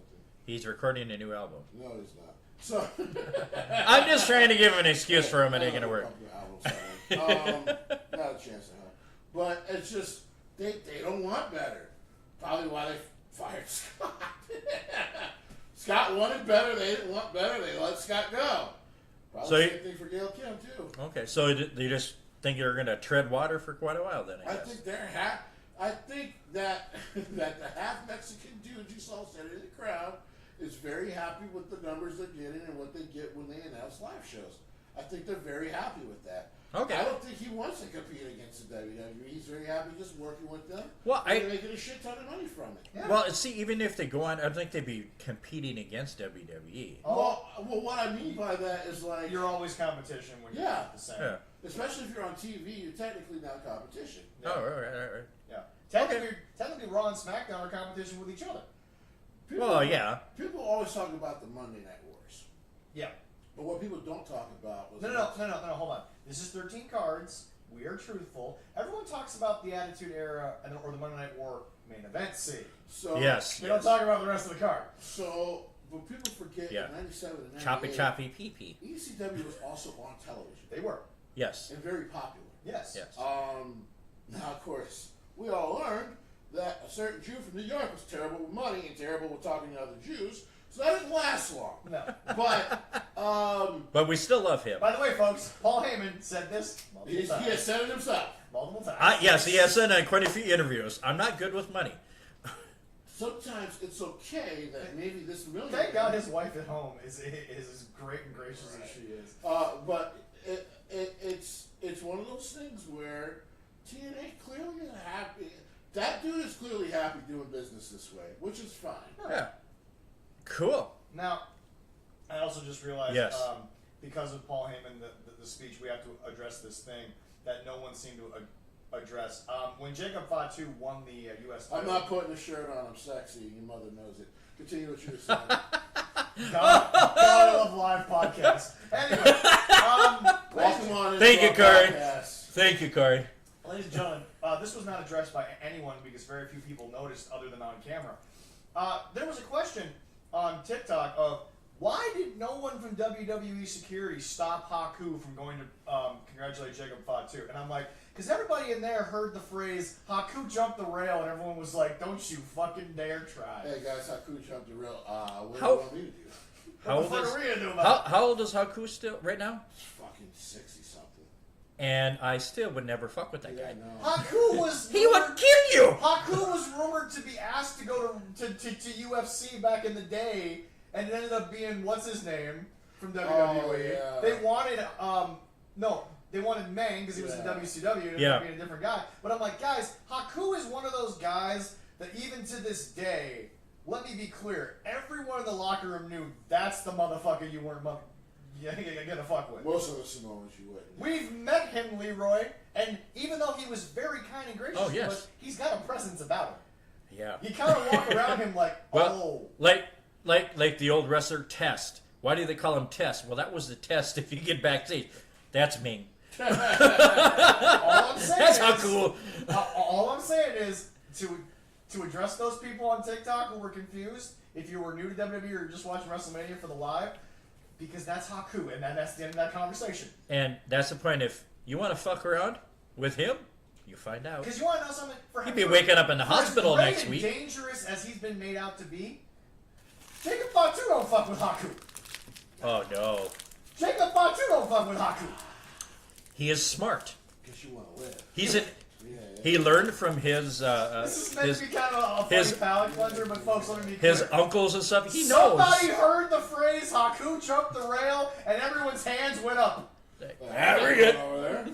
Everyone's hands went up. You think you pay me enough to go over there? This is the equivalent of us at the poorhouse, Leroy, when that one drunk dude was trying to. Yes. Ready? Go ahead. The story of the poorhouse. I probably told it to you if you don't remember. Oh, with the wrestler, yeah. No. So no, with the drunk guy coming in. No. It was the main event. Kylie Ray versus I forget who we had that night. I'm terribly sorry who she was. I can't remember who she was. Anyway, so Kylie Ray is in the main event match, right? Yeah. And at this point, it's the middle of the week, like a Thursday, I think it was, and they were all coming in for the bar crawl, right? This is down in that was at the end of the week. I know it was a Thursday. Well, Thursday's the end of the week. Thursday or Friday. Yeah. Anyway, so they were all coming in for the bar crawl, right? Mm-hmm. And some dude in a redneck-looking outfit, whatever, was trying to impress the girl behind, and I'm sure he'd had a few on the bar crawl. And he's sitting there watching Kylie Ray and the girl, and I'm doing security, keeping everybody back right by the bar there. And I hear out of the corner of my ear, I can take those girls. I turned to the side, Jesse, and said, go for it. Because I'm going to be taking her off of you in about 12 seconds. Right. And laughing. I didn't do it unprofessionally to where I was going to let the wrestler get hurt. But let me tell you something. This dude was not about to do anything to Kylie Ray. I can tell you that. I was going to be saving him from Kylie Ray. Hey, guys. Haku jumped the rail. Hands went up. Nobody did a goddamn thing. We're good. And by the way, in wrestling lore, that's probably what ended up happening. Triple H, just you probably. Yep. You are 6'4" and big. My heart's bad. And my life is good. So, you go deal with this. Nick Aldis is still capable. You go deal with this. You think Nick Aldis doesn't know who the fuck Haku is? Yeah, Nick Aldis. Nick would be like, yeah. That's when you send the preliminary NIL kids and be like, if you come back, you get a contract. See, and if somebody was said that Triple H, Stephanie would stand there. Stephanie would slap that person saying that. It's like, you're not going to do that to my husband. One more time. Somebody said Haku jumped the rail, and everyone's hands went up. That was the end of that conversation. We're good. But anyway, we will move forward, and we will move into, yes, it has been confirmed today. All right, guys. He just kind of had a big storyline. I'm sure at this point we're learning it was probably a job on the way out. Ron the Truth Killings Are Truth, officially released from WWE on June 1st. Now, here's the thing. This is the 6th month of the year. So we're kind of at that 6-month period. Is he released or his contract not going to be... His contract is not being renewed. So what I'm saying is... Yeah, and we don't know when his contract officially ends. Hold on. Once again, sickos. Tony Khan lets a contract release. Everything's fine. Not going to renew things. Okay. WWE does it. It's the end of the world. Anyway. But no, let me be clear. Guys... I don't believe it's the end of the world. Guys, I love him. He's 54. He's 54. He doesn't look like Bobby Lashley. He's not performing at a level that's making the Welcome to business. And I think now people are starting to get like what Jesse was trying to say when Vince first sold the company. Welcome to real business. This isn't the wrestling business. Jesse, I don't think Ari Emanuel gives a shit that WWE has 4 people on contract just because their families don't have anything to put on the table. Right. Well, I'll have to Teddy Long's not getting that deal that Vince gave him all those years if Ari Emanuel's running WWE back then. You know, I'm going to go on my age lore here. So back when I was like, about 100,000-year-old, you know, R-Truth was quite a young guy, and he still hasn't changed since when I met him when I was like, 100,000 years old. He's had a good run. I mean, hell, Jesse, the guy's been employed in wrestling consistently for what, 35 years? Yeah. Something like that. From K-Quick to now to go into TNA, all that stuff. And much due respect, I think it was 2-time or just 1 time he was NWA World Heavyweight. He held 10 pounds of gold. Right. The first black athlete And we're not saying that to he's hold the 10 done, pounds of gold. but it's just, Jesse. With WWE right now. I mean, Jesse, you're always the business guy here. I mean, like, obviously this makes sense to the people at TKO.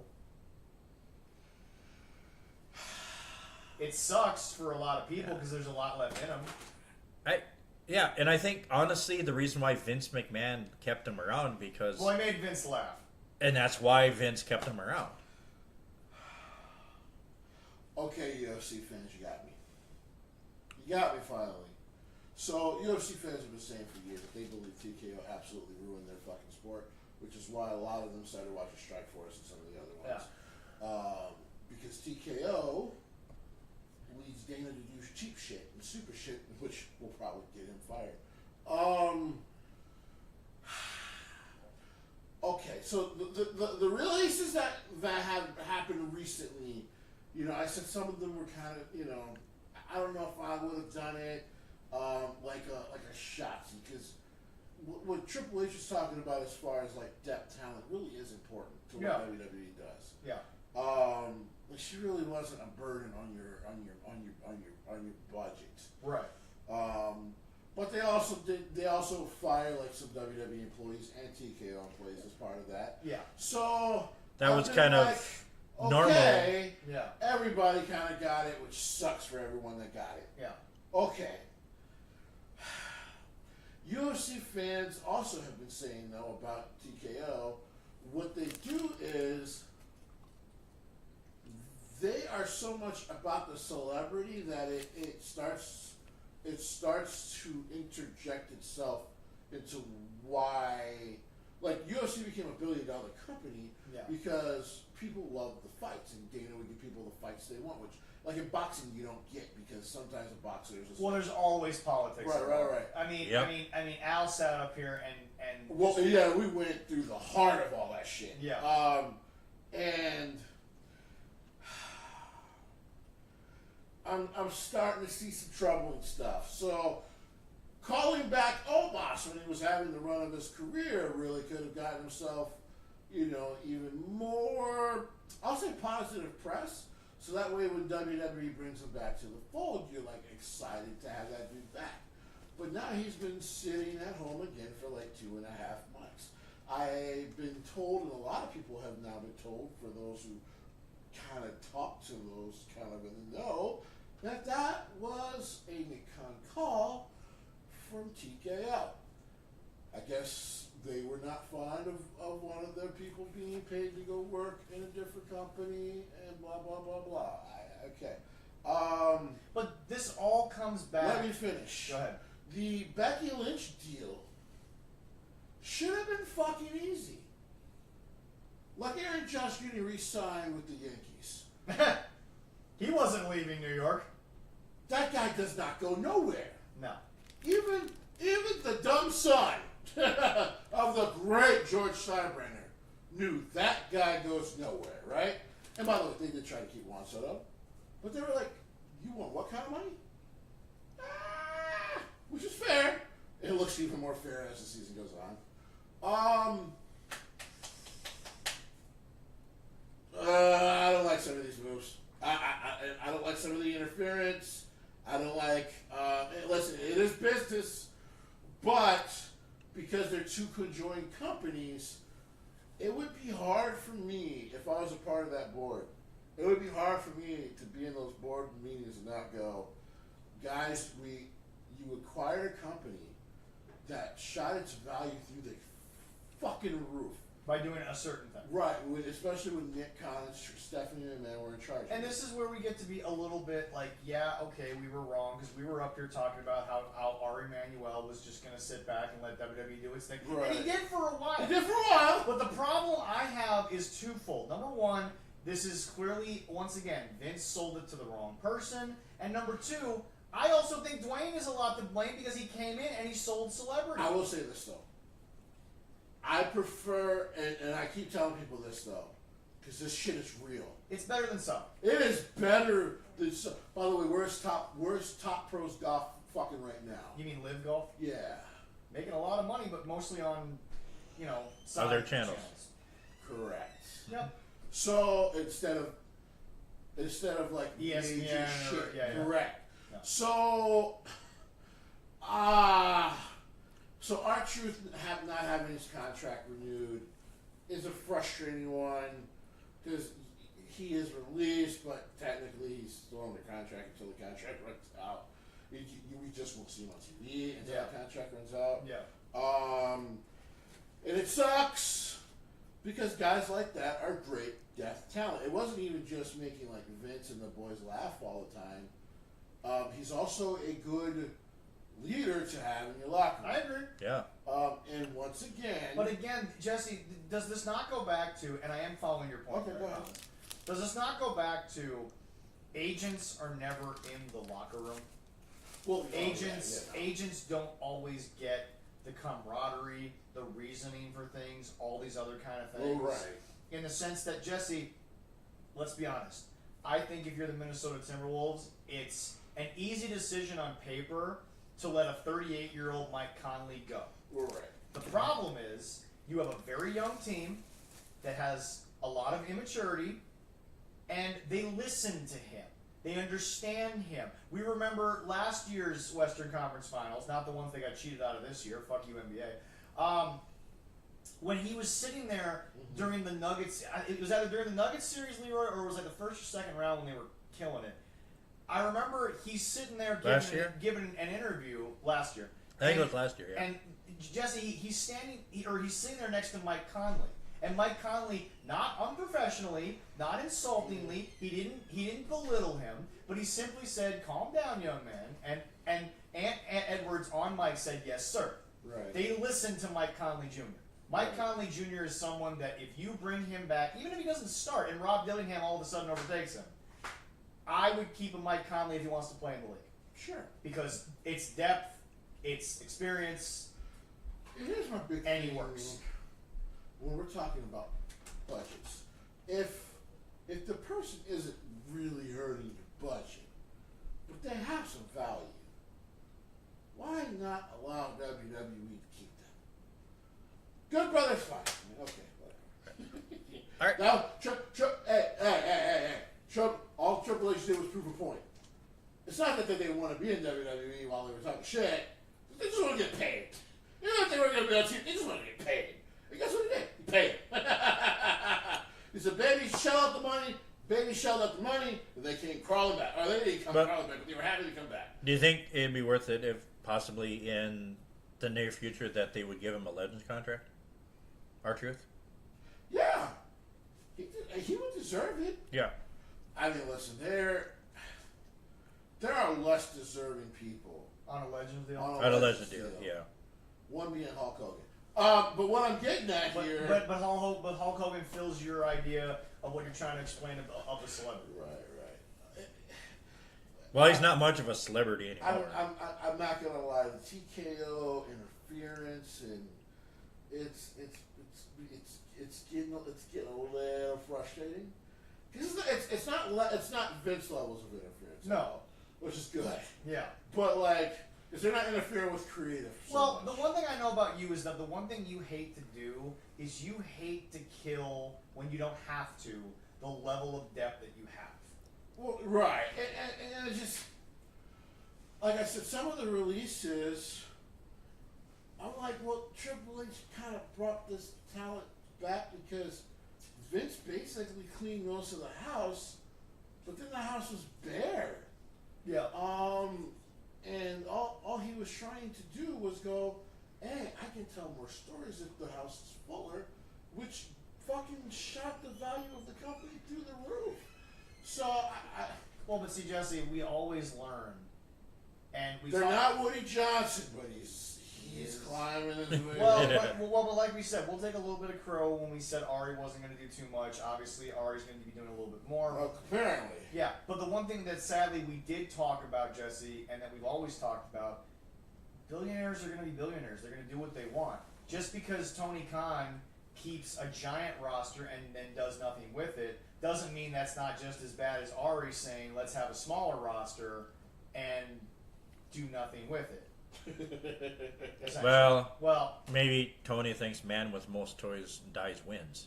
Well, no, that's the biggest problem. Or he's just a big dumb idiot. Well, that's the biggest problem, though, is that I think this will wrap into Tony. Back to our earlier topic, Jesse, I think we're just at a point where we're realizing when you look at what TKO's doing, it's at least still running it like a business. And it's almost like right now the interference of TKO and the version of wrestling that Tony Khan is running, it's kind of a race to the bottom. Oof. It's a race to see whose version of this kills the wrestling scene faster. Maybe. Do I keep everyone and pay them and just never have them do anything? Or do I start getting rid of people that clearly are going to be helpful, but they're not helpful right now, and I don't see their value, and I don't want to listen to the people that are ultimately running it, type of thing. So, like, I mean, I'm not defending Tony or Ari, or I'm not really ripping either one of them. I'm kind of saying, at this point, I think it's a race to see who's really going to bottom out first. I don't think WWE. I mean, they're... TKO just has to be careful here. No, I agree. Because it's a slippery slope. The one thing they're lucky on is UFC is a full sport. It's an actual full sport. They have contracts with ESPN, pay-per-view shit. Like it's a full sport, so it's gonna be hard to ever lose money on it per se. Right. Bull riding is its own thing, but it does attain a lot of. It also grows to a point that you expect. Currency. Yeah. Right, and so WWE just got this boost again. Like we were in a really tough period there for a while. Yeah. And and pro wrestling kind of has its ebbs and flows. Yeah. But like every part of wrestling is hot because WWE got hot again. Yeah. And so people all, and that was, and by the way, this is the thing sometimes the sickos mess it up. Like, it's good if WWE's hot, and then AEW can find a way to get hot. That means more people are watching wrestling. That's what we want. Right. If you're a wrestling fan, if you're an actual wrestling. Yeah. But like, yeah, some of this business shit with TKO is, it's a red flag and something I'll be keeping an eye on. But I guess we'll just have to keep an eye on it. The R-Truth one is the first time where you're going, well, this clearly ain't a family business no more. Yeah. Because R-Truth is a guy in the past that would probably have a job for life. Yeah. Because it wasn't really costing him much. No. Yes, he is older, but it doesn't really hurt anything. Ron was never living off of Roman Reigns' money or and he does, and he's doing really well for himself. Yeah. So, don't get it twisted. Yeah. But like, all right. His shirts sell really good. All right.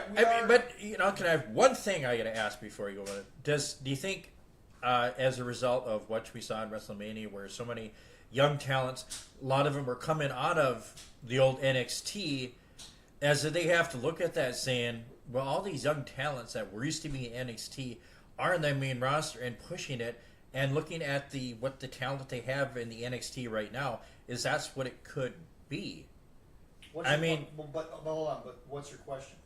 So that's what 2K is doing, is the talent that's getting older.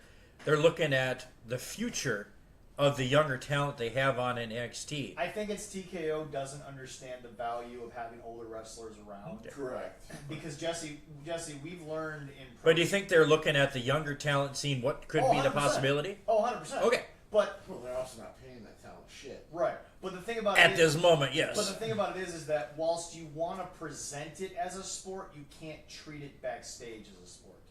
In the NFL, call me crazy. At some point, I can replace Tom Brady. I can't. I just have to find someone that does enough on a team. I mean, you can replace Tom Brady. Yeah.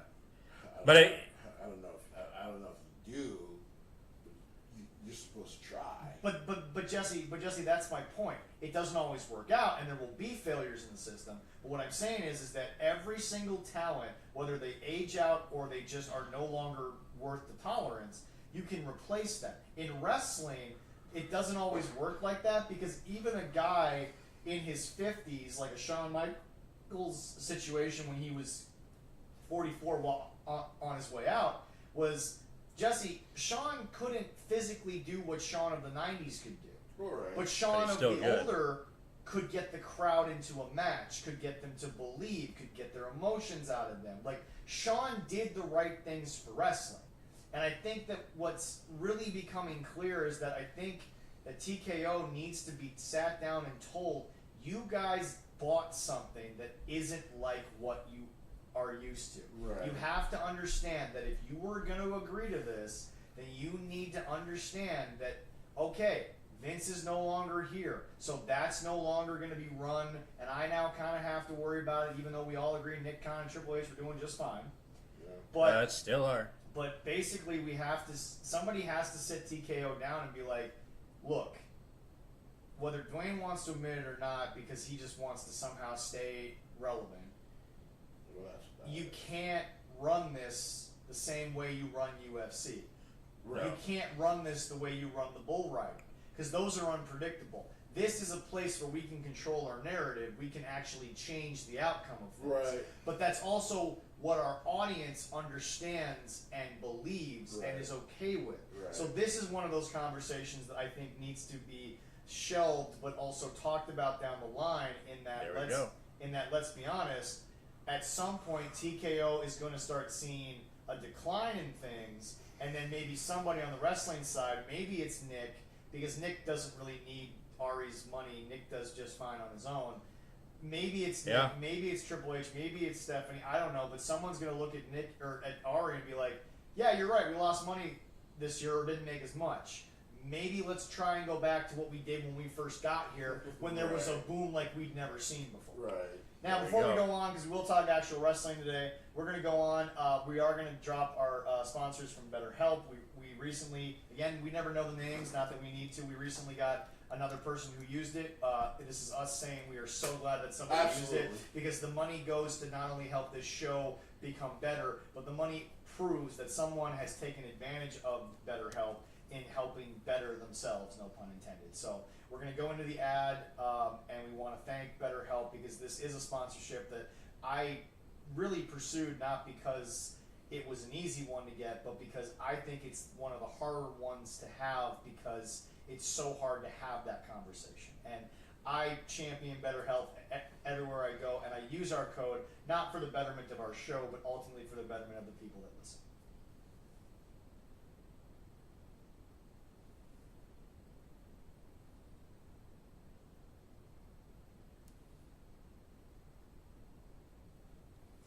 All right, Jesse, let's get into some actual on-screen stuff this week. Jesse, you know, it's really interesting to me. This was my top thing I really want to talk about, because it's in the middle of the card, but it's fascinating because of the participants.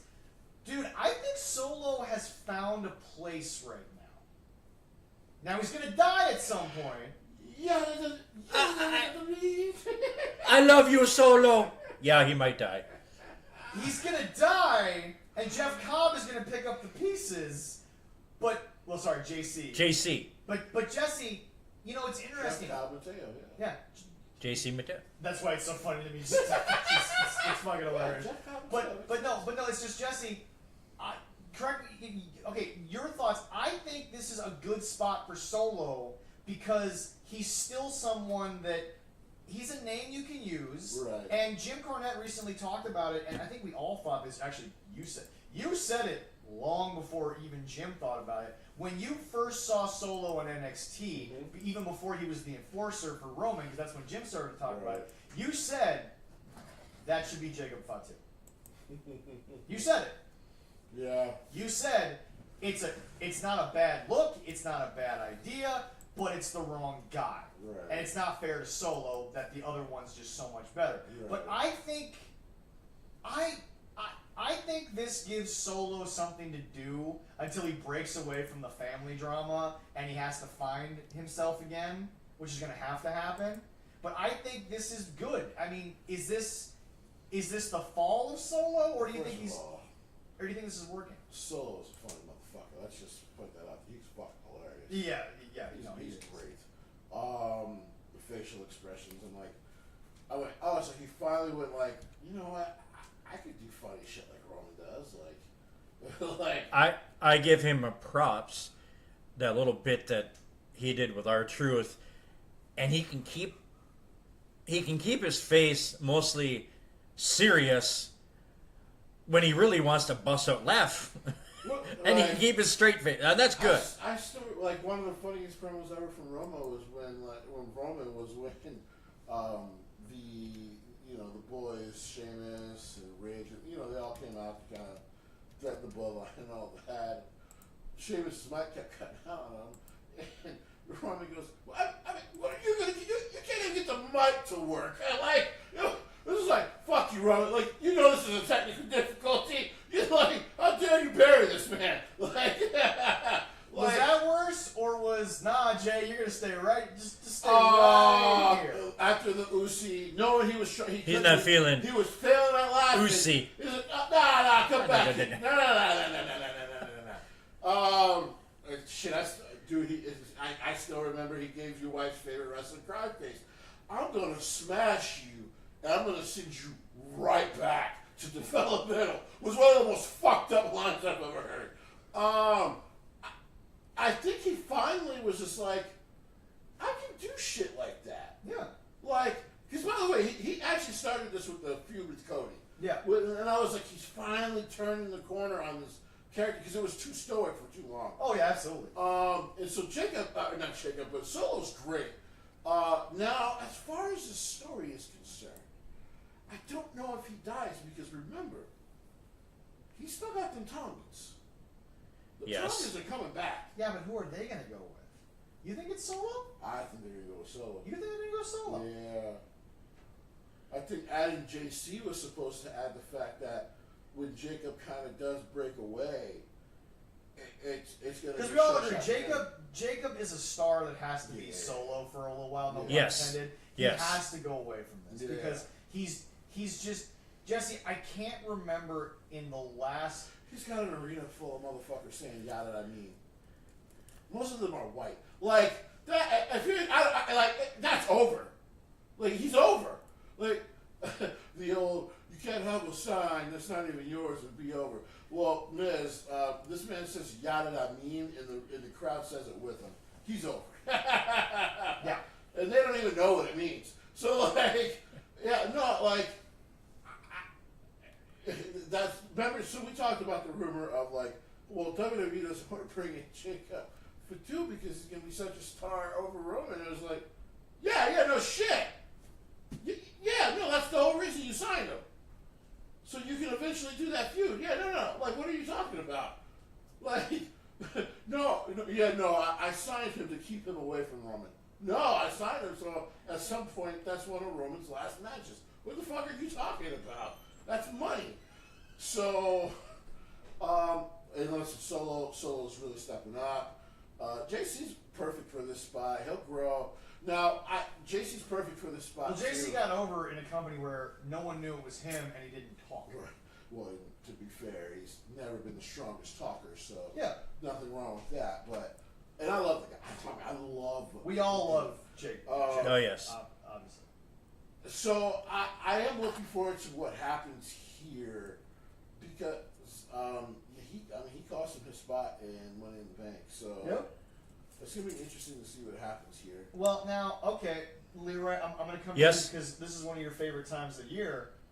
How's Money in the Bank season looking for you right now? I mean, how's that? I mean, we have a situation now good. where, honestly, this is looking like one of Jesse's favorite women's ladder matches. They're putting in all the people Jesse would want. Well, do you want me to give the women's one or the men's ladder match? I got both of them. Well, I'm just asking, I mean, WWE really just kind of, at this point, doesn't create rivalries to make Money in the Bank. They create rivalries out of Money in the Bank. Right. Yes. So we're at a point now where these qualifiers are coming up, and because it happens so much everywhere now, I think they've had some really interesting picks, especially this past week, with who went over on who. Because a lot of people did not expect a couple of these triple threats to go the way that they did. Right. That is true. Well, it's right now for the ladies. You start Alexa Bliss, Roxanne Perez, Rhea Ripley, Julia, Naomi, and then one more to be determined. Naomi has earned it. Is that going to be determined on Raw or on SmackDown for the ladies? I do not know how they're going to determine the last spot right now. But Naomi earned it because she's put in the work. Alexa Bliss, Jesse, they clearly have her sign and they clearly have her working where she wants to work right now. There's clearly some stuff going on there. Right. But what I'm saying is all the internet stuff was Alexa's not happy. There's a money thing. Obviously, everything's been solved because she's on weekly television now. I was gonna say, clearly got the contract. Roxanne is, hey, put up or shut up, kid. I mean, we pushed you as this thing for so long. Might as well just give you this slot because she doesn't have to win the thing to really, No. do the slot. No. She's already giving chicken tendies to Dom Dom.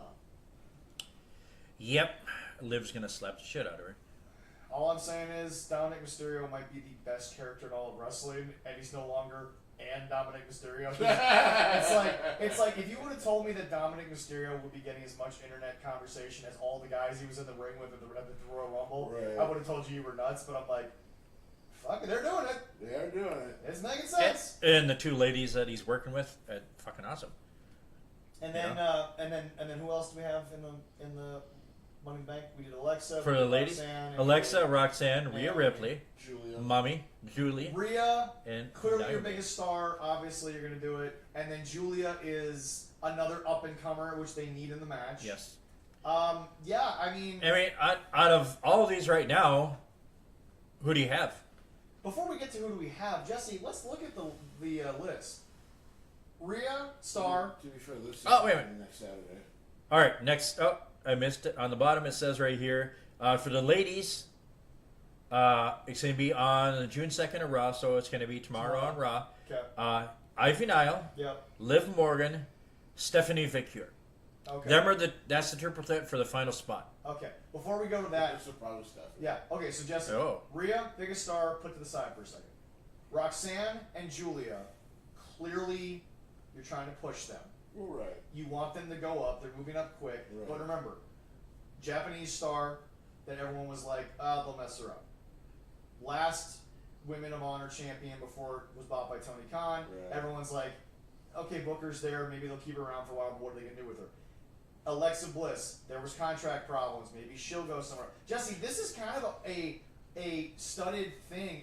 And by the way, of course, the biggest one that I'm getting to, my point, Naomi, who went somewhere else and learned something. Jesse, these are women who've really had to reinvent themselves in a new environment, and they're getting a chance to star at it. Right. All right. And I think that's a really unique thing to watch that normally when I think of Money in the Bank, there's some throwaways.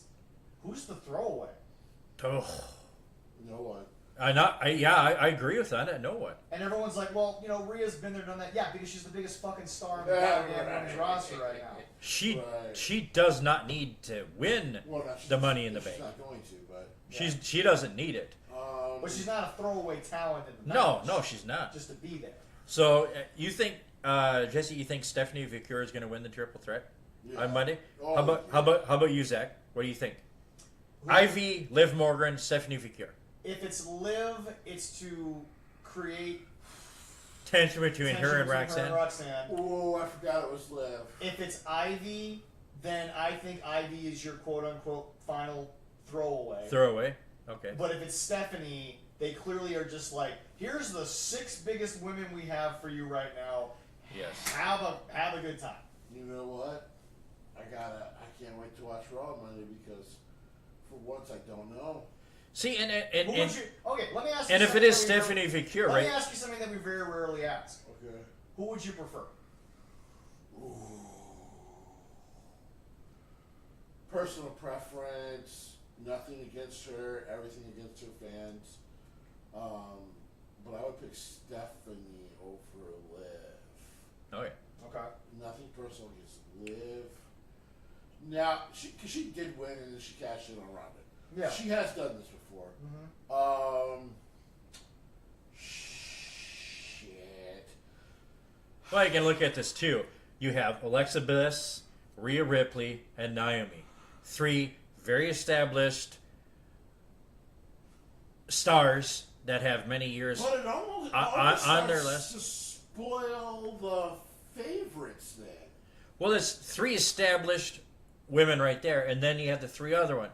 Roxanne Perez, Julia, and Stephanie Victor. So in the Charlotte Flair, You got 3 established and 3 up and comers. So why don't you put it back on Alexa?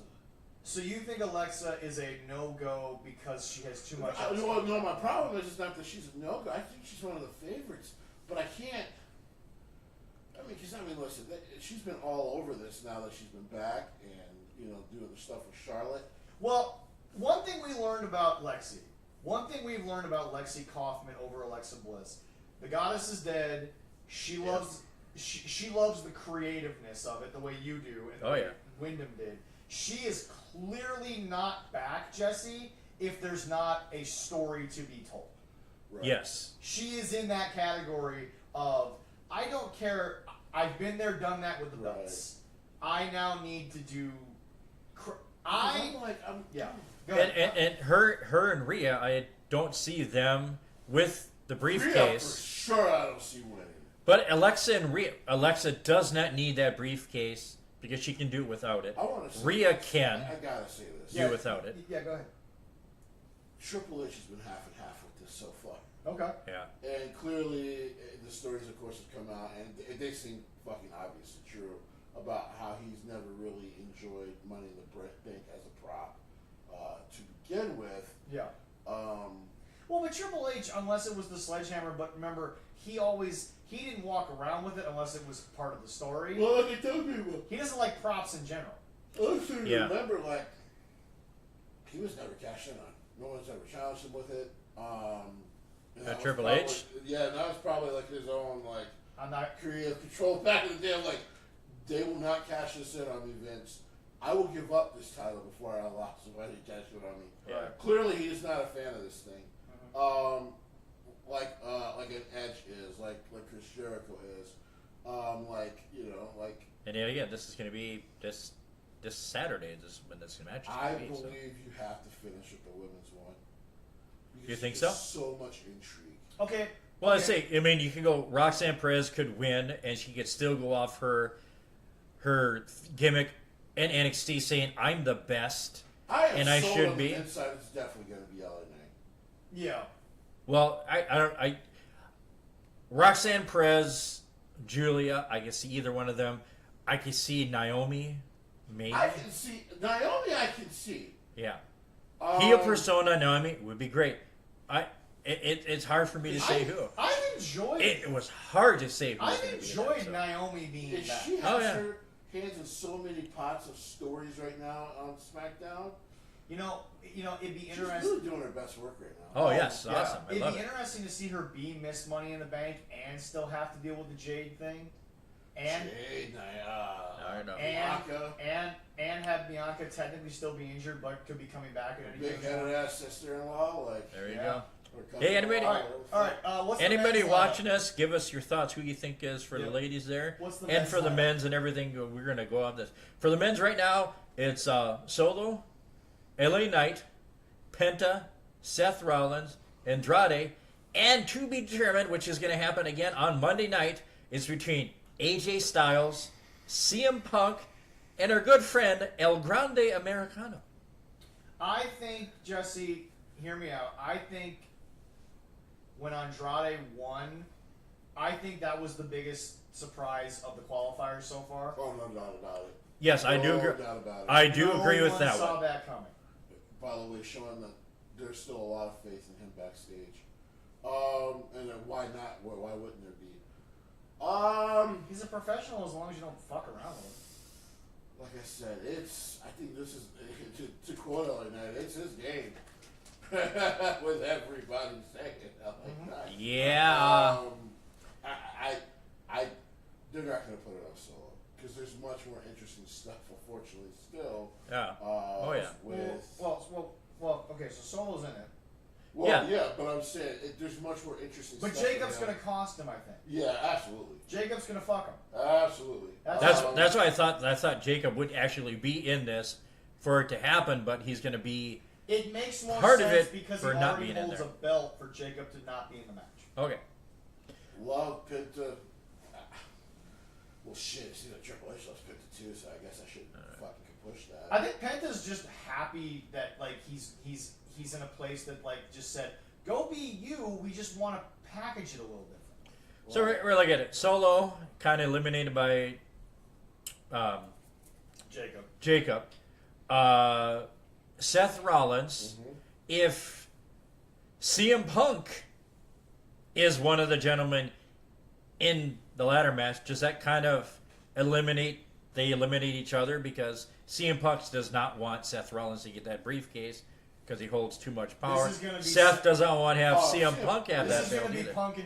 This is going to be Punk and Drew all over again. They're going to cost each other. It's a good possibility. It's literally to make sure Seth. So, if it's that way, then you have LA Knight, Penta, Andrade. Oh, I still think LA Knight's walking away with it because I think... You think so? Well, okay, before Jesse goes, I think the way that LA Knight's booking has gone recently, I don't know why you do this kind of booking if you're not finally gonna pull the trigger. I agree. If you're not finally gonna tell everyone, Jesse, not right now, but he's the guy in the next year. There's no Roman. I agree with that too. I am definitely not. Well, I was definitely certain Cody's gonna get the title back, but that LA Knight from winning it from him or anybody on Raw. Right. Well, yeah, he can be on Raw or SmackDown with that. I mean, there's no way around it. I think John Cena would be willing to take an L to LA Knight if it was LA Knight. So absolutely. Oh God. So yeah. To me, that one is almost like I would like. I don't know how he's not the odds-on favorite. Now, anything can happen. Anybody can. Right. Yeah. But I'm just like my money's on LA Knight. The women, I'm just like, fuck. You have no idea. LA Knight. I definitely agree with you there, but for the ladies, that's gonna be a tough one. I think it's LA Knight's match to lose, and like I said, if they don't do it, then I kind of am actually going to start being on the train of thought where, okay, what is Triple H's plan with him? Because at some point, especially with obviously they're going to be cutting people the way that they're doing now, we now see the pattern. What is the plan with LA Knight? Because I don't think you bring up LA Knight, you get that kind of reaction that he was getting across the world, and not at least see what happens when he gets the belt. And then a lot of people are mad and upset. And I think AJ's too old to want to be in this match. Yeah. Well, a lot of people are mad upset that Karrion Kross is not involved in this either. Fucking reason. Well, whilst I understand... But he is telling everybody... Well, let me be clear about Karrion Kross at this point. He's telling his fans to relax and chill. Well, that's the thing about Karrion. Karrion Kross is another Drew McIntyre-like thing, and this is what Jesse always tells people. If you communicate with the wrestlers, and you map it out with them, and you talk to them like they're not idiots, Jesse, they'll calm everyone else down. Karrion clearly manufactured what he's got, but now they've had a real conversation of where they're going, and clearly Karrion is sitting there saying, thank you, but I'm happy where I'm at. Karrion wants nothing to do with Jacksonville. He wants nothing to do with TNA right now. Who the fuck wants to deal with Billy? But it's just, Karrion Kross... Billy's mother doesn't want to deal with Billy. Well, we don't want to. But also, Karrion Kross has interacted with everyone. Everyone. Well, again, how many times... There ain't too many people he hasn't. I've been saying it since your kitchen. The last 8 months of WWE television have been written by Karrion fucking Kross. He has had his toes and his fingers in everybody. We've done Money in the Bank, Jesse, no, we're not. We still have 2 more matches on that, you know that? We're not talking about the full card. What? It's this Saturday. Go ahead. Do you know that? Yes. So I'm also moving, so I got 10,000 things going on. So let's go. We got 2 more matches on there. We have the women's... Is this a 4-match card, or are we going to add... At this moment, there's only 4 matches. They probably will. Last Chance Women Intercontinental Championship. Lyra Valkyrie against Becky Lynch. If Lynch loses, she can no longer challenge. If Valkyrie loses, she is forced to raise Becky's hand and acknowledge that she's a better woman. Interesting. So fucking Becky. So who do you got winning? Well, that was the weirdest stipulation I ever heard of in my life. But remember, the one thing we all agree on, when Becky's a heel, there's a lot of weird things that go on. But when you have to put on my hat, I'm like, so you're going to win? They gotta put on your fucking hat. Ooh. Well, I'm sitting here saying that I think... Well, I think it's better than just saying you can never challenge again. You know what, Sickles, you say, it would be fair. I'll be fair. Yeah. This is the stupidest fucking thing. And I agree. Who do you got winning? And I'll agree, but I'll say Becky! this. You got Becky winning? How about you? I've got Lyra because the stipulation makes it really easy to get Becky away from this. Because Or Lyra has to hold her hand after she gets cheated. Yeah. Fair enough. But I think it's a good way. Like I said, get Becky away from this to prop up like Carrie as. If I beat you, you have to clean my cat litter. All right. Why are you always doing a Japanese accent? I don't know. I was trying to be Irish, and it didn't work. It didn't work. You've watched too much Japanese commentary over the years. That's true. Fuck, man, just like a test of Triple H would have had a stipulation like, if I win, right, you're gonna have to watch me beg Stephanie. And Tess goes, well, if I win, right, you're gonna have to be the guy who marries us. And I'm like, well, Triple H is gonna win. There you go. Because this is WWE 1998. You're gonna have to watch her get banged. I do give it. That's true. This is a dead ass giveaway. What are we doing? I do give it to Lyra. It's gonna boost her. It's gonna be. It's gonna boost her. It's gonna be a great match. Yeah. But when I had the stipulation, I'm like, It's disappointing. And the last match on the card. One thing I'll never understand before we go on there right now. Yes. Brings up, one thing I've never understood. WWE's been bad about this for years. Actually, wrestling in general. Why not just? You know what's gonna happen. You know the result. Give a stipulation that makes us go ooh or ah for like 10 minutes. What's wrong with that? You're gonna have to raise her hand if she wins. Well, if she's gonna be raising her fucking hand, is what's gonna happen. Yeah, exactly. Last up is the tag team. You had to make my birthday cake. Yeah. That's some indie shit. Yeah. There we go. Yeah, no, it is. Last match they have on here for the card for that night and Saturday is Cody Rhodes and main event Jey Uso against John Cena and Logan Paul. This just doesn't ever work out for Cody.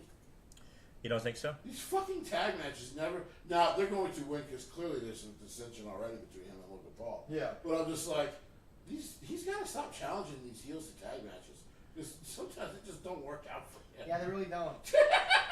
Well, this is continuing. This time it probably will because even John Cena cannot save the fact that, listen, John Cena might be a heel in the character and all that, and John Cena might personally have some questionable things when it comes to his love of Vince McMahon, even though I might understand it, blah blah blah blah. But he Logan knows. Paul's deeply not fucking. Not even corporate heel John Cena likes Logan Paul. This dude is not likable. What? So I don't care how talented he is in the ring. He is not a likable motherfucker. No, he's really not. Yeah, especially when he going on saying, "Hey, nobody's ever did this move ever in WWE," and then shows a video of Super Crazy doing the same fucking thing. Well, I think that's funny. Well, can we discuss that for 2 seconds? Forget the Super Crazy video. When he did it, I'm like, oh, I was impressed because Logan Paul, only a couple of years of ring experience, did it. Yeah. But stating I've that seen nobody's it done 75 times. to state that you haven't. It's to state that it has never been Let done me be before. very That's clear. I had to incorrect. explain this to some of my friends on Thursday because they were asking wrestling questions, and I don't mind answering them in public. It is what it is. Y'all want to see a game show, midgets, and yes, the word is what we use in the business. Midgets fighting, a girl shaking her ass not to the game show, and then a wrestling match all going on at the same time. Welcome to AAA. But anyway.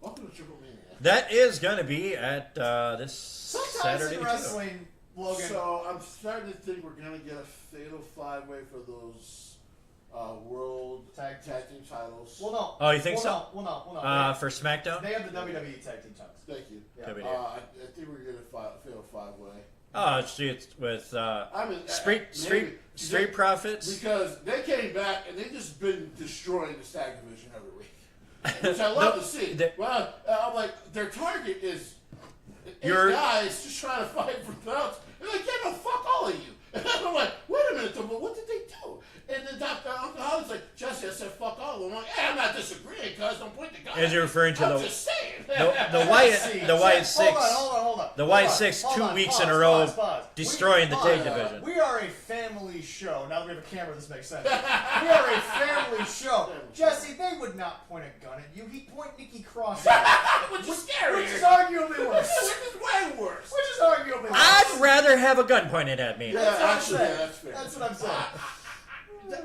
I think Joe Gacy and wasn't even going to be tag team champions. Sam, Mike Jackson Loomis, yeah. Well, I think. Yeah, I'm like, dude, they have showed up and just fucking wrecked shop. Yeah. Which is beautiful. This is how they should have been booked. But I'm just like, the craziness of them showing up and wrecking shop and then Joe Tessitore going, but why? Like, So you think? They haven't explained why they keep doing it. So you're gonna have somebody from the White Six, the Street Profits. You're gonna have DIY And Motor City Machine and Motor Machine Guns and Fraxium. Yeah. and So Fraxium. Fraxium.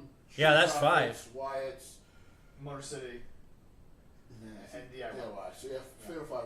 And let me be very God damn. And let me be very Fatal clear. Five. How the fuck are they gonna fit everybody? Guys, let me explain something. The Yes Boys aren't even on the show right now. Right. And they're in this tag division. Let me explain something to I love those to guys. the people out there who've been bringing this up, because I've seen this on Reddit, Twitter, the whole 9 yards. Guys, they know how old they are. They got belts in a company they never thought they'd be in, and they're in a video game looking like stars. The Motor City Machine Guns are fine with this whole situation. Why wouldn't they be? I mean, why wouldn't they be happy? That's true. They came together to do some tag team shit together in a company they never thought they would get signed in. They've already won belts there. They've already won the belts. The WWE Tag Team title history, which goes back many a year, now officially says Motor City Machine Guns. They get to also like feud with guys that they helped to train in DIY. I don't. By the way, just going full circle on like generations of wrestlers who have worked together and come up together. Why wouldn't they fucking be happy? Not to mention the fact, Jesse. And by the way, you don't have to travel the fucking planet 300 days out of the year. Well, not only that, but Jesse, can we also be clear whether they trained them or not? Because we know they didn't train some of them. Jesse, what tag team in the last 10 to 15 years hasn't studied something from the Motor City Machine Guns? Like, That's true. I mean, Jesse, people pretend like Alex Shelley and Chris Sabin are two guys who were not aware of where they wrestled most of their lives, where they wrestled in their career. Little story or like history for people, guys. Sabin was a guy that really no one thought much of. Alex was always kind of an innovator with what he was doing. They came together mutually, and when they started wrestling tag team, that was kind of the revival of tag team wrestling in America, because they were like, bro, you blink and you missed half their offense. Like, I mean, when they were at their peak, the Motor City Machine Guns, they became a team that is so rare nowadays of, even if they go do solo shit, even if the Time Splitters get back together. Jesse, the Motor City Machine Guns are an omnipresent thing that can happen at any given time. So, like, what you gotta understand is that, guys, they know they're in the twilight of what they've done. They get that. I'm not saying Chris Sabin's career was saved by Alex Shelley. I'm not saying that at all. But when the Motor City Machine Guns became a thing, you turn around and realize they made tag team wrestling fun again. Because, Vince kind of killed it, but no one else on the indies, including TNA, was doing much with tag team wrestling other than, hey, you gotta have a tag division. And then the Machine Guns showed up and you were like, holy shit! So, like, I mean, at this point, look, Alex has been a Hall of Fame Japanese tag team wrestler. He's been a Hall of Fame American tag team wrestler. He's been a Hall of Fame just singles wrestler. And Sabin has held his own with Alex for many years. And I'm looking at this like, guys, let me be clear about the Motor City Machine Guns. They've never looked at their fans and said, we deserved better. They love where they've been. They're not the guys in fucking, AEW that are running the indies being like, hey, I don't like... Nah, dude, they're sitting there saying, we did our shit. We got our shit in. Though I will say this about the Wyatt Six. Six. I'm pretty certain DIY are their main targets. Yeah, you were saying that last week. Yeah, I think DIY are definitely their main targets. But the fact they showed up a second week in a row and just whooped everyone's ass again, I was like, oh, okay, well... I guess if you're in the ring around DIY, when the lights go And by the way, Jesse would like might die. Jesse would like to address the people who are saying the obvious. Wait, it's 8 against 5. why not these 8 guys just beat them up? I'm like, Jesse, they're killers. There's a reason why numbers don't matter. Has anyone ever watched, what was that movie with James McAvoy? They had the thread and the bullets, curving bullets. Wanted, yeah. You see, a motherfucker who can curve a bullet in wind is not someone you go, oh, we can have a shootout against. Why don't we just go more modern day? Guys, let me be very clear. There's a scene from a movie that has a new movie coming out this Friday in its franchise, and I can't wait to see it. Does anyone realize that the greatest introduction to any character in the history of movies happened when someone turned around and said, yeah, he stole John Wick's car and killed his dog? Oh. End of scene. End of discussion. And all of a sudden he goes to his own fucking flesh and blood and said, you're dead. It wasn't what you did, it's who you did it to. And that's when he said, task a team. How many? And the answer was, how many you got? How many you got? I think it's funny. It's like, you stole his car. You killed his dog. You killed his dog. Oh, you're fucking dead. Well, they stole John Wick's car and they killed his That's dog. not a big deal. Stealing the car is stealing the car. That was the thing. You killed his dog. Jesse. What? Jesse, before that movie was a franchise, that moment is one of the greatest oh shit moments to an audience ever. Because we didn't know who John Wick was. People, I still remember me and my buddy Joel went and saw it in the theater. And he said, oh, like the theater of guys like laughed and clapped because it was one of the coldest ways to explain what was about to happen. And then the main villain went, oh shit. And then all of a sudden you got the backstory and you were like, oh, we get it now. Like he knows people are about to die. and then of course, let's finish the full circle for the Wyatts here. Then all those dudes died and got taken out by the cleaning crew, and he goes, of course he did. He wasn't even shocked. He was in the same chair. He was drinking the same fucking bottle of whiskey. Being like, of course he did. Of course he did. Jesus Christ. You gotta look at all the guys in the team. And that's become, by the way, they weren't lying when they put up the new ballerina thing, and they're like, from the biggest movie franchise in the last 20 years, action movie franchise. I'm like, no, they're right, they win. And it's like, no, guys, you don't fuck with these guys, because guess what, they're nuts. Well, because hey, when you see Montez for on trouble praying to God, he shit himself and then he died. I gotta give to Monster Champion. I gotta give him credit this week because he said, hey, we don't even speak their fucking names. Like, what happened the week before, he was like, this dude is the black card. And he goes, no, Johnny, we don't even speak their name. Because remember, it's the Kevin Owens rule. Yeah. You don't come out unless they say your name. They broke the rule, Jesse. They broke the rule. It's just like... No, to be fair, Johnny said the name again. It's worse than saying Joe Hendry. Because then they show up. That's not good. Well, unless you're talking to Kathy and I say Joe Hendry, she wants to slap me because she doesn't like that. But that's Kathy's. Yeah, no, Money in the Bank looks pretty good. They got 2 shows because of course Worlds. I'm not gonna lie, I was out with Allison. We were out to dinner a couple weeks ago, and I shit you not. Yes. We were just showing each other TikToks back and forth, and somehow the volume got turned up on one of our phones, and the Joe Hendry. Oh, you did? And there was just someone randomly in the restaurant who went. Yeah. And I just looked around and I was like, solid. That motherfucker is over as hell. Oh my god. Oh my god. Just a song, baby. It's gonna be awesome. But he's not just a song anymore. And I thought AAA was gonna be on Peacock. Nope, it is on YouTube. Yeah. 2 o'clock Eastern, so it'll be 3 o'clock here on Saturday. And then right after that, starting at 6, 7 o'clock Eastern, Money in the Bank. is Money in the Bank. Show you what you drink. In the same in LA. Both of them are in LA. Yep. One And then is it was the other is it was So now, Jesse, let me ask you this. it was teased before. We're gonna get into this. So I made this comment, and people who aren't sickos get what I meant, but sickos kept asking more questions. WWE is going head to head because it's DX, not because they view you as competition. Can we just be honest about this? It's DX. They're trolls. They were trolling before trolling was cool. Because Vince did, to be fair. No, he never did. He moved the Saturdays to get away from them. Yeah. They don't fucking. These two don't fucking care. Like, because Vince is, that was still disrespect by Vince because he's like, well, you don't matter, so we'll just move it to Saturday. Right.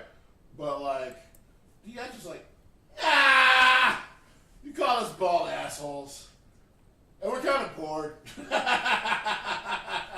We made our money. Our kids are growing up. Like, As Stephanie said in a documentary 15 years ago.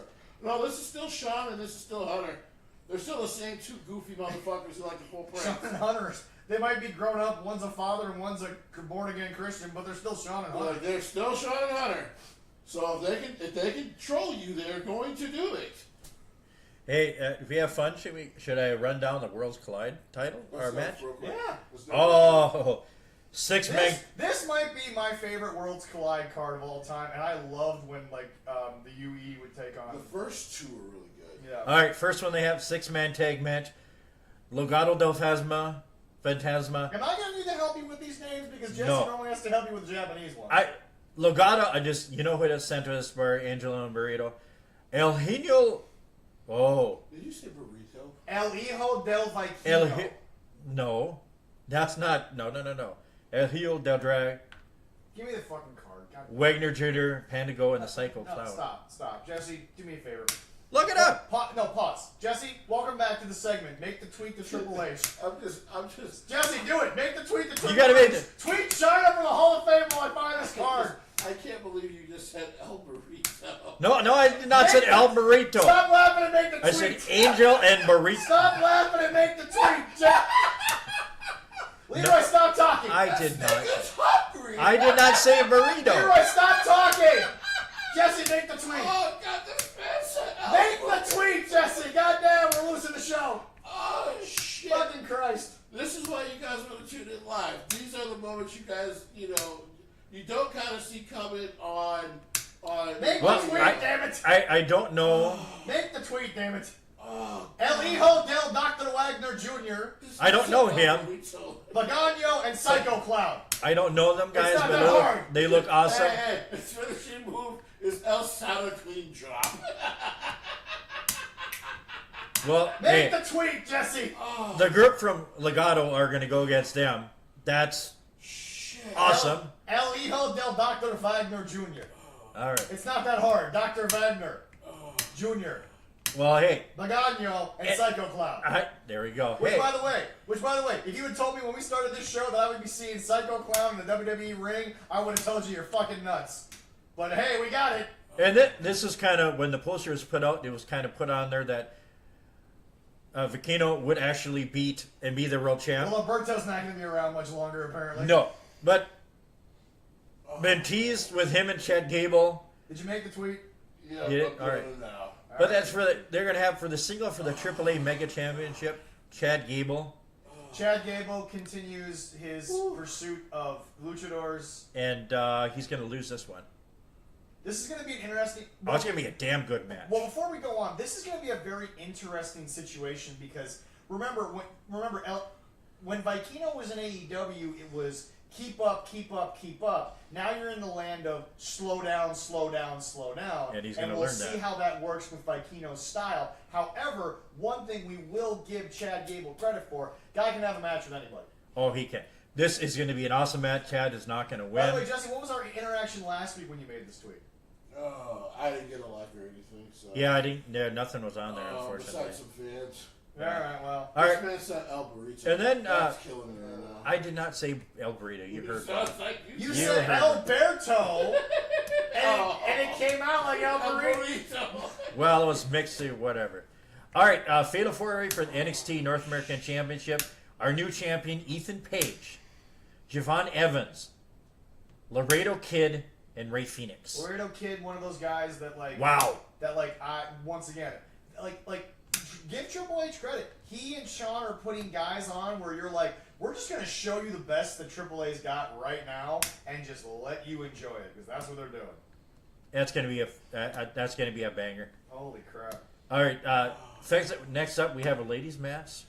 We got Stephanie Vicure and Lola Vice. You need to help me out. Don't overthink it. It's literally just Chick Tormenta. Chick Tormenta. Okay. And Dayless. In a tag match. It's not that. It's not that. I just make sure I wouldn't say it right. It's not that fucking complicated, bro. Well, you know what's shocking? They didn't have their fucking mask on. Did you see that? Yeah. I was like, why did they have it? That was weird to me. But Jesse, clearly, They will have it on clearly, Saturday. when it's not CMLL, Stephanie Vacure, and she has a WWE banner, it's perfectly fine working with Mexicans. There we go. Well, all right. at least perfectly capable of being a professional, at least. Yeah, exactly. And of course, the end. 6-man tag. Latino World Order. Dragon Lee, Cruz del Toro, Joaquin Wilde versus Octagon Jr., Aerostar, and Mr. Iguana. Mr. Iguana like the lizard. Yes, like wow, the lizard. that's interesting. Jesse.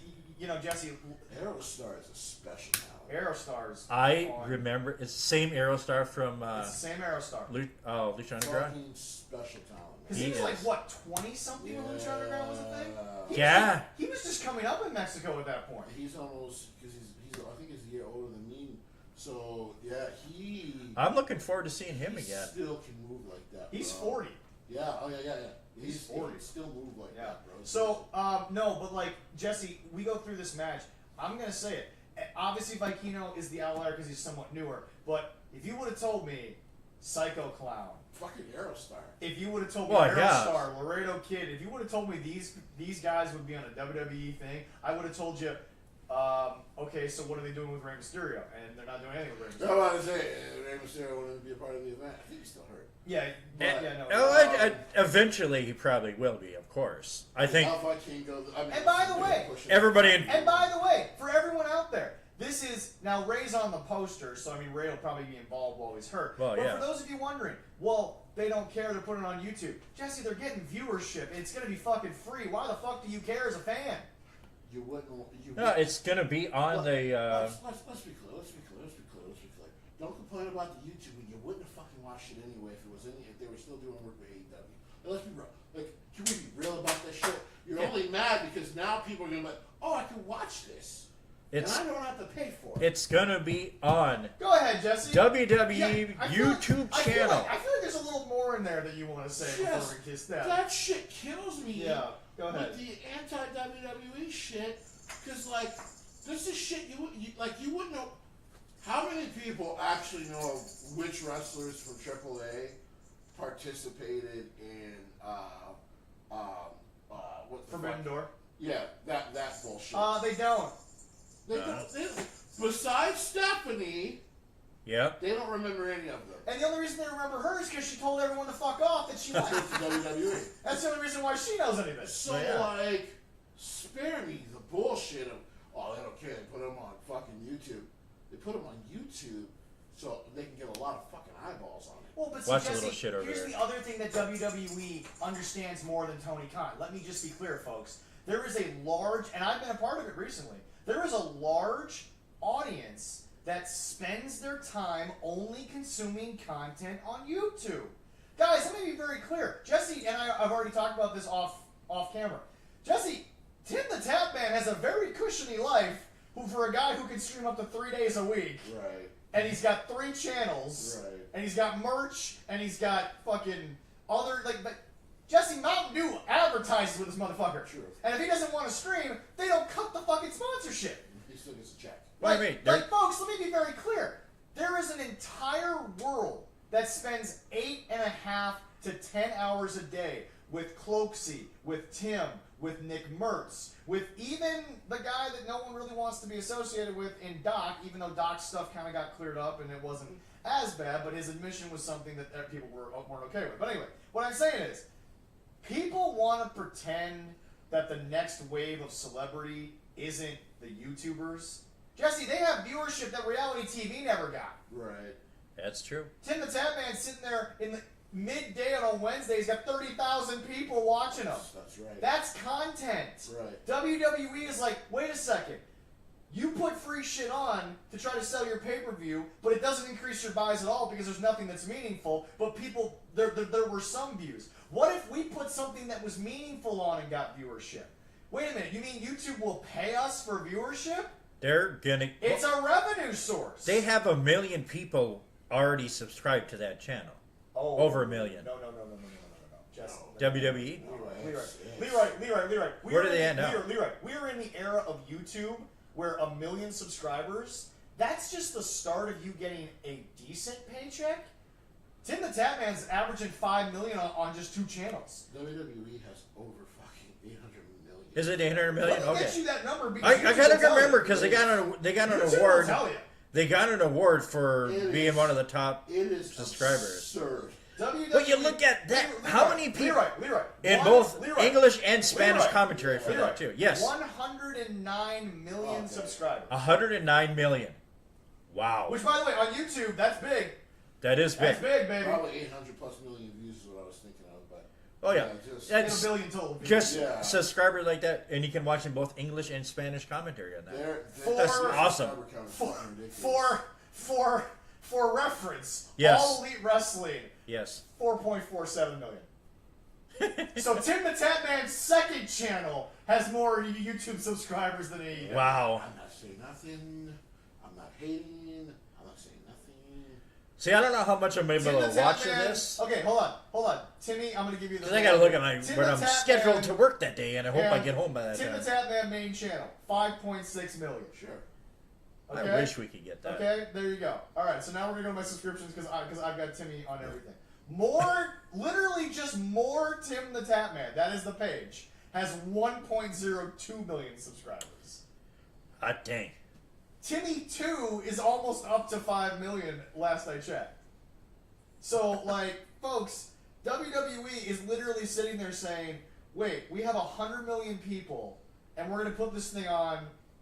Yeah. Oh yeah. No. Okay. They're hold on. gonna get a lot of No, views. sorry. Timmy the Tatman 2 TWO is 1.3 million subscribers. So you combine Tim's secondary channels, Jesse's got almost as many subscribers as the main thing of AEW. Like WWE's like we got 109 million people. We'll just give it to you. Like here you go. Fair, like they've been putting out that WCW content, and it does like It does views. 200,000 views when they put it out. Yeah. Oh, they get a lot of views. Yeah. Look, AEW uses it and says, "Here's some free shit," because WWE used to do it. Wow, copy. And who would have thought? Triple A WWE is says we can make money off this shit. and AAA is using that unique shaped ring also. I don't know what the ring's gonna look like. I don't know whose ring it is. We Is haven't it going to talked be? about that.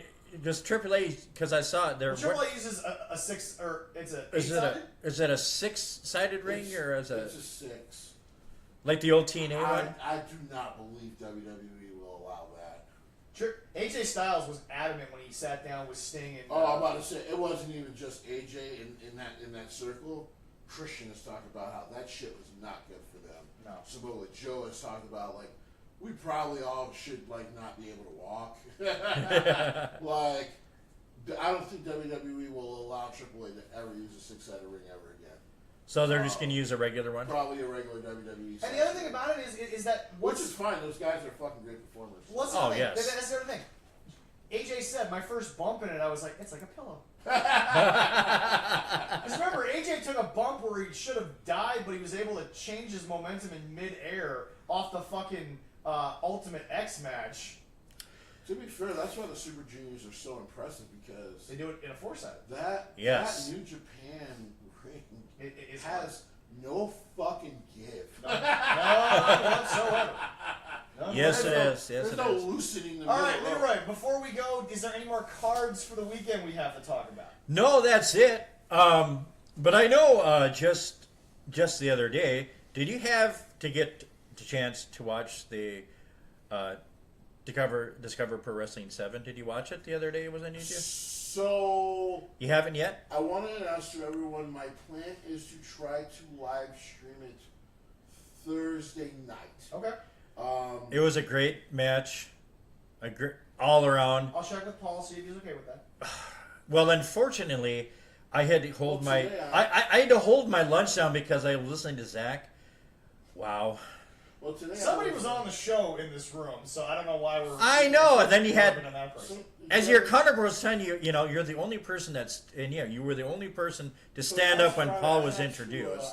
I'm the only one that got bonus for the show. I had to pay some bills and It was do that taxes. And Bonus because you got a hat and a as I shirt. was paying those taxes, I realized as I was going to live stream DPW that my itchy balls do not give a fuck what Century thinks if I live stream that show. Because one of them accused me of selling boxes. So We've yet to find the boxes. Because he Ask his sold mama. So As Jesse said, ask his mama. yeah, ask his goddamn mama. So I will be live streaming the show on Thursday. Okay. Whether we're fucking not, I invite the members of Century to come watch it with me. And we're not going to ask Dante's mama. I'm gonna actually try to do it on both our YouTube and our Facebook if I can. Okay, yeah, all right, awesome. That'll be awesome. We're not going to ask Dante's mother because she was not involved with the boxes whatsoever. We got to ask. No. There's the guy who wears the paint, right? Yep. There's the champ. Yep. There's the two dudes that wear masks because they're ugly. And then there was my favorite wrestler, who, was the lead investigator of me stealing boxes. So as far as I'm concerned... Could you at least introduce him as the Heavy on Wrestling World Champion, please? He got his ass choked out. No. So here's the thing. Who walked away with the belt? That's all. Yeah, but he barely, because he needed help after getting his ass kicked. And are you just going to sit here and disrespectfully not mention our boy T.J. Bowles? Are we just not going to mention? I don't like bald-headed people. They bother me. Their heads are ugly. Like, fucking put the ass hair on your head or quit. Like, oh my what God. are we doing? What are we doing? TJ? Wow. It's time. Yeah, Also, the Brewers suck. So I will be live streaming. Thank God I like the Twins. On Thursday. As a matter of fact, I invite all of Century to come watch it with me. I will send you guys the invite. Because they can commentate. They can be you. They can commentate. I'm fine with it. Well, they I'm could. fine with it. Zach did a good job other than his spewing of his love there, and I'm glad they did get a close-up You know, it was weird. so they could see his outfit because that was horrible. I kind of the first match a little bit, so I'll kind of know about the first match a little bit when I'm watching. Spoiler for everyone who decides to watch it with me. Your wife must have been impressed because I don't think you've eaten her ass like that. Like it's impressive. No, I don't think the he way has. You eat Century's ass. By the way, do you use syrup when you chow it down like that? I think he does, and he has a bib. I use my bank account, which is just fine, thank you. Oh, I think he has a bib. Because he doesn't want to get his shirt dirty because it's Century It's going shirt. to be hard for him to keep that bank account when the Wanderer rolls in. So, thank you all for joining us for our first live. We plan on doing this again.